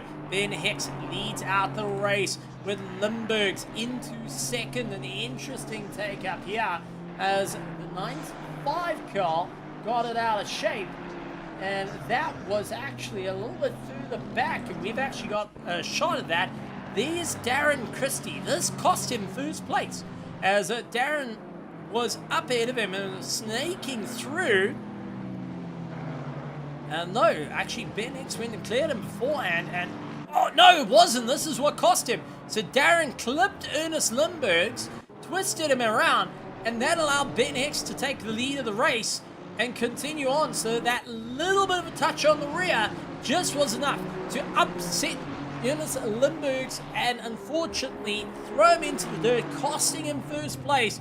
And with 1 minute and 35 seconds, 3 seconds between them, I think it's pretty much set for Ben Hicks on his return to the ERA Sunday Championship to take the victory here. Sean Skitter fights out against Jason Beam as they continue to brawl it out, seeing where it's all going to work out. Spritzer and Heineke fight it out. At the moment, Heineke in the Diamond Division. Spritzer, who holds on for our Platinum, but it's a drive-through penalty coming in for Henry Platt. Track limits exceeded, and third place gone. Milestone has got no pressure on the back of him anymore. Domingo is going to see the opportunity ahead of him. And nightmare for Platt as we get reports of our leader on the final lap. Sorodio, Chris Wall fighting it out as Chris sends it up the inside of the Audi. The Aston rubbing doors, nose to rear as they made their way through the hairpins. Sorodio, a little bit more drive though, is able to keep going. Patrick biding his time, keeping an eye on the two Platinum drivers. All they need to do is keep it together. Ruben Heineke not wanting to attack Martin Spritzer at the moment, knowing they're on their last lap towards the line. Is it worth it trying to go for the pass, or is it worth to hold station at the moment? Unless you're fighting for class position like Chris Wall and Sorodio at the moment, it is going to be hold position, hold station and bide your time. Platt into the pits to serve the drive-through penalty, not wanting to go and suffer an even worse penalty as he drops down the ladder, seeing the cars coming on by, only frustration building up as you get that. Your track limits exceeded 3 times. You got warned, you had the wooden spoon on you, and unfortunately that gets you caught out as we catch up with Ben Hicks going through spoon at the moment, keeping it all together as he aims for 130i. He's got Ulrich Diaga ahead of him. No need to go for any risky moves on his return. Heineke throwing at Monspritzer, seeing where he can try get the drive at the moment, but not trying to force too much of a run as they stand. Daniel Mutsu's rodeo, Chris Wall are having a go with one another, but on his return through Casio Triangle, new car, new livery, and taking the same old win, Ben Hicks crosses a line in first place, 1.9 seconds ahead of Ernest Limburgs, and Christoph Peterson takes third place. Limburgs chucks it into the wall out of pure frustration. Rafa will take fourth after fighting it out. Unfortunately, not quite working out in his favor. Peterson does take the first lap of the class. Mon Spritzer will take the victory as he does have Ruben Heineke up on the inside, but Martin will take the victory in the Platinum Division. Ricky will take second place, and Sebastian Lucasen will take third in the Platinum class. Lewis Knight taking the victory in the gold class as he follows his Domingo through. Chris Heineke in second place in gold, and Patrick Miles taking the likes of third place.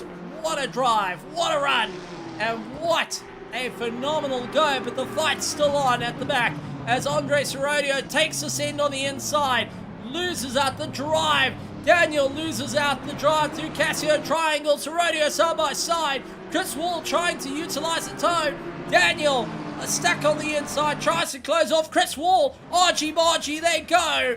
And it is going to be Sorodio, Chris Wall, Daniel Mutsu, and Patrick right behind, who's just enjoying the drive. And Chris outdoing Daniel Mutsma despite rubbing shoulders to the line.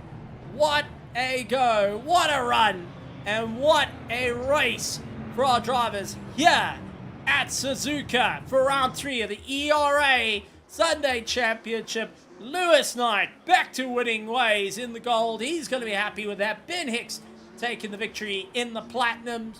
What a run, and it is going to be a smile on the face for Mon Spritzer on his run in the Platinum.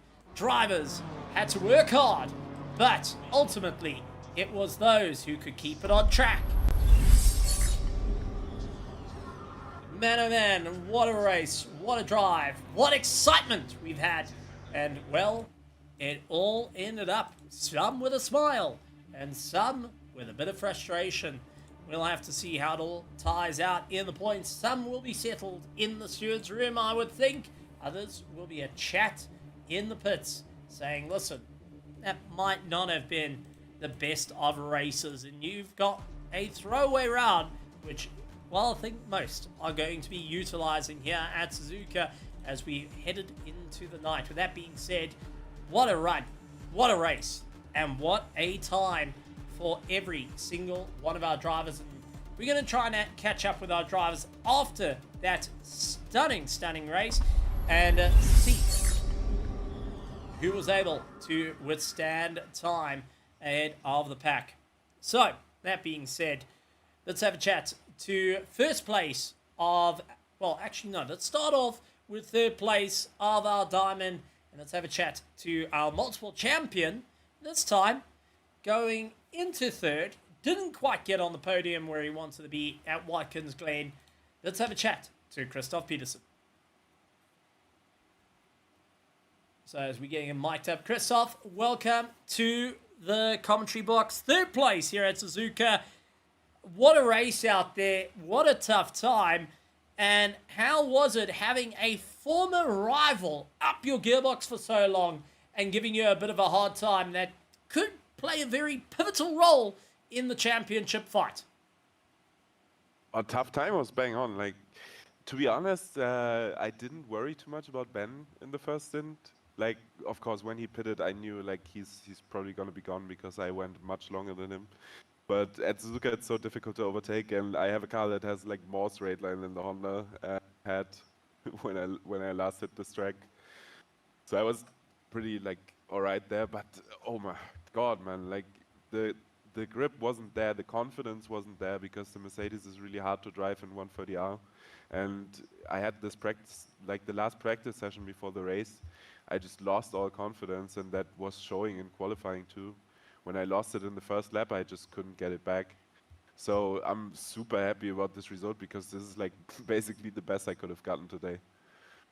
Take us through 2 degrees drop out on the circuit. Many of us out here in the grandstand means that we just put on a bit of a jacket if need, a jersey need be. What is 2 degrees to you as a driver, and how much of a difference did it play going into the night from dusk? I mean, it should improve grip a little bit. Um, the tires at Suzuka are running pretty warm anyway, so you don't really have problems with cold tires, at least in this car. Um, but this session, like the grip increased very slightly, but it didn't make much of a difference, especially because the I ran used tires in the first stint, and they already somehow got a bit of a beating in quali. I couldn't really reach my ideal pressures, and then in the second stint it was much better. But at Suzuka, also because there's such a variety of corners, the pressures are varying so much that you can barely judge if you're on point or not. It's very very hard with the tires here. Well, it was still phenomenal seeing you out on circuit. If you have to take so far the races thus far, what's the game plan heading for the rest of the championship? And what have you got to say for the competition that seems to be giving you a good run for your money this time round? Well, like for the next race, I don't know what to expect to be honest, because it's gonna be wet. I only did one race in the wet in the Mercedes 1 year ago at Misano. It's decent, I guess, but it's by far not as strong as the Honda, so we'll see where I place there. For the races afterwards, I'm gonna put a lot of work in. I'm saying that right now already because I've gained some confidence with the car, not at Suzuka like today, but the last races. I think I'm on an upwards trend in general with the car, and the season's going well so far. And in general, the season is so much fun, or has been so much fun so far. I love that so many drivers are here in every race, like nearly 40 drivers today too, even though it's already the third race of the season where it usually drops off a little bit. And also so many diamonds and so many fast diamonds. We again had like what 3, 4 people in contention for the win. That's amazing. Like at Watkins, we also had this many or more. Um, we didn't have that last season, so it's great. It's great to see. This is way way better than I expected because, as I said, as I mentioned, like in my first interview this season, before the season, there was a lot about like LMU pulling a lot of drivers from ACC and ACC not really being interesting anymore for many people. So it's great that people still like stay here in the simulator if the league is doing things right and if we're all coming together to have good races. So yeah, I'm having a blast. Before I let you go to enjoy the celebrations, anything you want to say to everyone here at ERA, to all the drivers, the teams, to our amazing, amazing virtual grandstand joining in, shouting out to the top of their voices and going and cheering on all the action? Yeah, I'm gonna say congrats Ben for your win. Ideal comeback for you. That was great. Um, And otherwise, like, thanks everyone for watching. Thank you, Steven, for commentating. I don't know how many seasons you did now. Like, didn't you start in season 11? It's been so long already. You're a vital part of Era now. Um, yeah, I'm having a lot of fun, and I hope that we can carry this on for the whole season. Also, welcome to all new drivers. That's Absolutely also important. wonderful. Christoph Pearson, thank you so much for joining us and congratulations on that third place in the diamond category. Well, with that being said, we do have a couple of winners here, and we're going to go up in order from our gold division to our platinum into our diamond because, well, we got to do it in the order that it is. And back to winning ways, going to have the best, well, I would say the biggest smile, and it's no longer it's a good smile. It's going to be the best smile, and that is going to be Lewis Knight to come and have a chat to us. Lewis, welcome to the commentary box, and well, you got the Nissan GTR to take the victory in the gold division. How are you feeling? Really good, actually. I'm pleasantly surprised I managed to get it round and take her over the line at her home track. I mean, take us through this race. It was a tough one to keep an eye on. Everyone having a good fight out there, but it was a real slobberknocker for you to get this victory. How was it out there? And also, take us through what you saw into T1, because you were in the thick of it.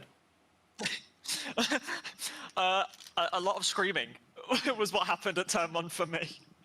Turn around the corner, saw about 3 cars backwards and just had to abandon the track. And then just had to kind of be like, oh, just settle in and go from here, and yeah, just work from there at turn 1. And what was your plan during the course of this race? I mean, going in towards the night, a 2-degree drop, knowing that you've got the fight with likes of Chris Heineke on the back of you, Patrick was chasing you down. What was your game plan for the race? I didn't really have one. I just kind of went off the quali and was like, well, we'll just drive what I can on these dead tires. When I think I went in the pits with like 5 liters of fuel and just fuel to the end at that point. I was like, well, new tires and we'll go for it. And was just lucky that I built the gap that I needed to avoid people coming out the pits. Well, it was still a phenomenal fight. Now, with that being said, what's your plan for the championship? Because it's been a tough time thus far in the Gold Championship for you. Down in 3rd place, where we're usually seeing you fighting out for first. You got David Young and Richard van Heed, who are currently ahead of you, tied on points. You, at this point, gone and passed them, but it's still very close in for the points in the Gold Championship. Yeah, I think Gold is going to be very competitive down to the last race. All the guys here are all very competitive. There's a lot of fighting going on, and I think if you look at it now, last race was my bad race. I don't know where David finished this race, nor do I know where Richard finished. So it could go anywhere. With next race being Wet Spa, I mean, carrying a penalty there, yes, it's going to suck because Spa's pit lane is absolutely huge, but it's Wet Spa. Getting through like the first 2 corners is dangerous enough. Well, it's going to be a great one to see the Nissan GCR, the good smile. I think you've got one of the great smiles now. But anything you would like to say to the virtual grandstands that cheered you on, and to all the fans of the Nissan GTRs that came all the way to Japan to see the home circuit? To all the guys that just sit and watch what we do, and obviously listen to you, Stephen, because you do an amazing job. Just thank you for coming to watch a bunch of guys with a hobby. It's the nicest way I can put it. Absolutely great stuff, and congratulations once again on the victory in the Gold Division. Lewis Knight from Good Smile Racing. The Night Grinder strikes again. It's always entertaining to find all the nicknames that come out from these drivers. But that being said, we always have to take a look a little bit further down the order. And starting off with our Platinums, we have got 3rd place, a Lamborghini driver that's worrying about your health, my mental health, and, well, his own mental health after that one. I think he's a little bit ragged. Let's have a chat to Sebastian Luxon. Sebastian, welcome to the commentary box yet again. And what a race out there for you. Getting a 3rd place down to the wire after having to fight it out with Henry Platt in the race. How are you feeling? I feel like I could sleep right now for 16 hours. I am so mentally exhausted after that. I didn't really think I would ever see the podium this time. I had a bad qualifying, and I wouldn't say a great start, but yeah, my goodness, what a race. Oh my God. take us through that race and what your game plan was, because it seems like whatever plan you had at the start, it was forever changing, and depending on who was around you, your strategy was changing. Yeah, obviously surviving the first lap was quite crucial. I had put quite a lot of fuel in the car to begin with, so I could go long and then just keep track position. It is so hard to overtake here, so I really wanted to pit somewhat towards the end. That worked out pretty well. I got out behind some fast cars, right out the pits, and yeah, it's just straight back into the fight after that. So yeah, absolutely crazy. And when you got to see yourself crossing line, third place, I mean, there must have been a whirlwind of emotions after surviving that race. Take us through what's running through your head right now. Oh, just the plat fight. I made a mistake out the last corner. I went wide, did my the whole car pretty much in the grass, and he just overtook me. So I was so furious after that. So I was just keeping that in mind. Then I got him back, and then I crossed the line, and I was more relieved than anything else, to be completely honest. That really felt like I saved it. Definitely, I saved it, and also for the championship, that was really crucial. Well, definitely a great race indeed. Anything you want to say to everyone now in the virtual grandstands that came out cheering? There was so many fans out there for each of the different teams, but also just supporting everyone into the dark of the night. Absolutely, thank you guys for watching the stream. It's always a lot more fun when we have an audience at least. And thank you, Era, for putting on these amazing events. I'm really looking forward to Sunday. It's great, and thank you, Steven, for keeping on the entertainment on the show while the race is going on. It's always lovely. And final message: mental health. Take care. It's important.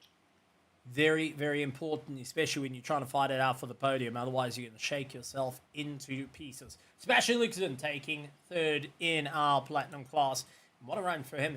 But let's talk about coming in first. It's all about having the right tools in your toolbox, and that tonight was Martin Spritzer taking the victory in the Platinum. Martin, welcome to the commentary box. How does that feel to cross the line first place around Suzuka that, well, hasn't been the kindest to you in the past, but has worked out in your favor this evening? Yeah, thank you. I really can't explain how it feels, because it feels surreal, because it's so... I wasn't expecting anything of the race, and then in qualifying I put the fastest lap ever in the Bimmer I had on Suzuka. And then I knew, okay, it's so tight, but it's hard to overtake on Suzuka. So if I stay in first, there could be a chance that I make something out of it, because the season didn't start very well. Technical issues and everything was not very good. So I just thought, okay, I have something I can do here. It can work out. But that it's working out that well, that I have such a gap. In the meanwhile, it was like 20 seconds to P2 in class.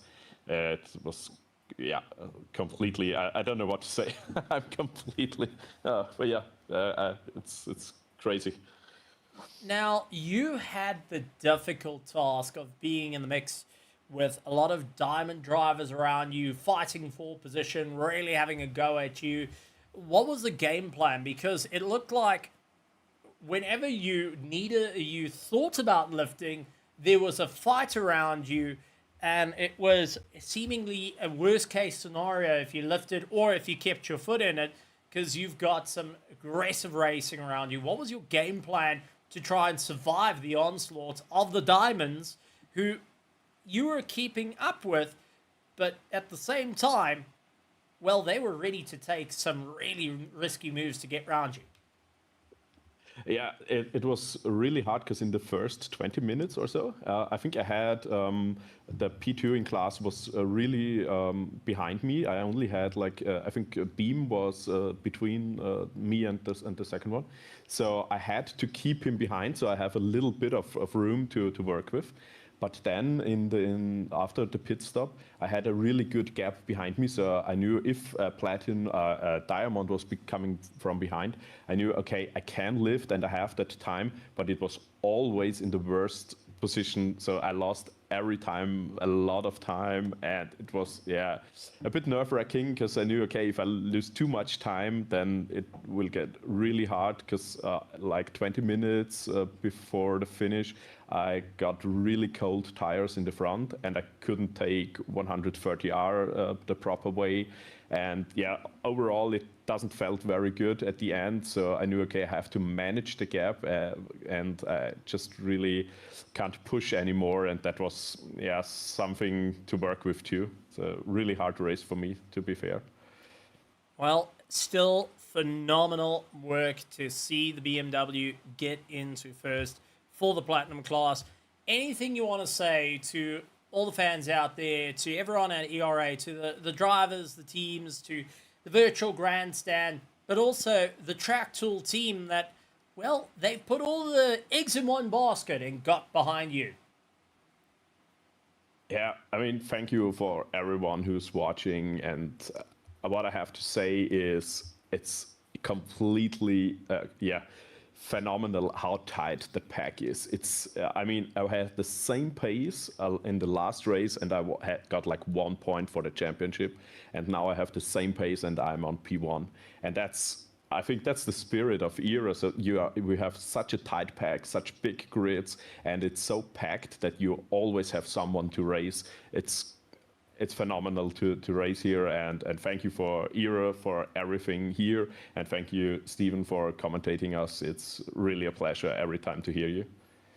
Absolutely wonderful to have you in the box, Martin. It's been incredible, and well done once again getting the victory for the Platinum. Martin Spritzer for the Track Tool team getting a victory, and not to be the only driver that is new to being on the top of the podium here this season. Let's have a chat to a returning driver that missed out the championship by 1 point, but has stuck his foot into the Diamond Championship really firmly now. Let's have a chat to, well, was the Highway Patrol, Ben Hicks in the BMW, now in the Aston. Ben, first place. Did you even imagine that on your return? I dreamed of it. I wasn't sure how possible it was because I've seen these guys, the new guys, and obviously Chris and Lindberghs and everyone else are so fast. And I felt coming back, I had so much catching up to do. So I've driven a lot this week, and hopefully it showed. But yeah, getting the consistency down. I think it was a race won on not making mistakes, and yeah, that's really paid off. Well, let's go through the start of it, because you were behind Christoph Peterson for quite some time. It looked like you were content for a little bit, but then at the same time, a little bit frustrated, and we're looking for gaps to go on by. That first half of the race, what was your game plan? Yeah, so I was third off the start, and then I made the mistake and went off. So let Chris through there. And yeah, I think I was lucky. There was a bit of a tangle of the two behind me, and then a gap formed, so I could kind of just settle down. I was on the old tyres. I fueled to go long, so I was just happy to be at the back of the train. But yeah, I didn't expect it to be so slow. We were half a second or a bit more off the pace that I thought we were going to be running. But I think, yeah, everyone was just managing on old tyres at the start, and quite high fuel loads because most people went quite long. So yeah, I was just happy to sit there. And when Chris started dropping off Skitty a bit, it was when the gap was at about a second or second half or something. I had a couple looks, but I never really intended to go past. I was just happy to let him focus on doing clean laps and then try and do as much as possible in the pits. And Now I've got to ask, the moment that within the last couple of minutes, you suddenly saw Limburg's into the dirt and your chances for a victory came up, what was running through your head? Because that just seems like everything that could have gone right went right for you. Yeah, well, I thought I had the pace to keep within 5 seconds in the first stint, but obviously we got caught in a bit of a train, and then there were back markers, so that never happened. So I figured I'd go for the undercut and see how close I got, and I came out just a second behind him. And yeah, he was just slightly faster than me. He was just pulling away ever so slightly, so I kind of settled down to the, all right, let's manage the gap back to Chris. And yeah, see if anything comes up with the back markers. And when I saw him off, I saw a car off. I saw a yellow flag, and I was like, "Oh, is that Limburg's?" It was a mixture of yes, I'm in first, and oh no, I think he's had an incident with a back marker, which obviously you never want to see happen. It's so unfortunate, but they're running their own race. It is what it is, but it's an unfortunate thing that happens. Well, with that being said, you managed to get the victory once again on your return. Anything you want to say to those in ERA, to the drivers, the teams, to the absolute petrol heads that, well, got a huge smile on their face where they got to see the highway patrol returning back on to the charge, and this time in a little bit of a different car to what we saw you in. The BMW has slightly I'll bring the evolved. police car next time. There we go. Ben, anything you would like to say to the virtual grandstand? It is yours. Firstly, congratulations to Lewis and Martin for winning their classes. They were rapid today, so fair play. It's great to see such a huge grid. This is the third race of the season, and the grid is still massive. It's awesome to race with this many people. It was so competitive, having like 6 or 7 people at the front that you had no idea who was going to come out on top. So it's fantastic. And yeah, thank you to you for running this show, and everyone watching. Thank you for tuning in and supporting.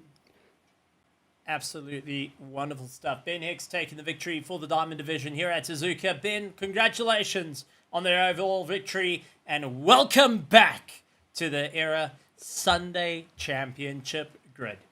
Ben Hicks, an absolute incredible run. Last time we saw him was a single point that separated the championship. Christoph Peterson and Ben Hicks. This time round, it looks like he's back with the fight, but Ernest Limburg's taken that second place. Has gone and helped him out a little bit in the championship. Not quite the victory, but still was able to put up one heck of a fight. It's going to be a great one, folks. And as you heard, next up, we are going a little bit further into the world. We're going to Belgium for Spa. But make sure you bring your raincoats, because it is going to be rather wet. And our drivers will have to contend with a lack of grip. Don't get near those white lines. And make sure that you've got yourself all warmed up, because those tyres are definitely going to be cold. We're not going to see too many tyre changes. We're going to see lots of driving on the ragged edge.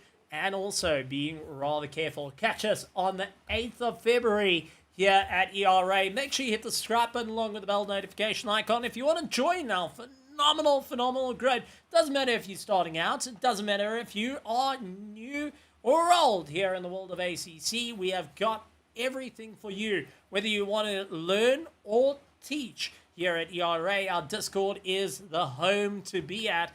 And also, here on the ERA channel, we got so much coming up. You don't want to miss a thing. Catch our Server 2 broadcast, which has got more of our AM drivers, our newer to intermediate drivers coming in and having a bit of fun. And make sure you hit the subscribe, hit the bell notification icon, and we'll see you next time, 8th of February, right here at ERA. My name's Stephen Koenig. Big thank you to Tim out on the cameras, Jim, who was out on the flags, and to all our partners here at ERA, to the admin, the drivers, and the teams. You're absolutely legendary. But most importantly, a massive thank you to you incredible fans out there in the virtual grandstands following us around the world and keeping an eye on your favorite drivers, your favorite teams, your favorite cars, and all the insane action here at ERA. And like always, a good morning, good afternoon, good evening, and good night, everybody!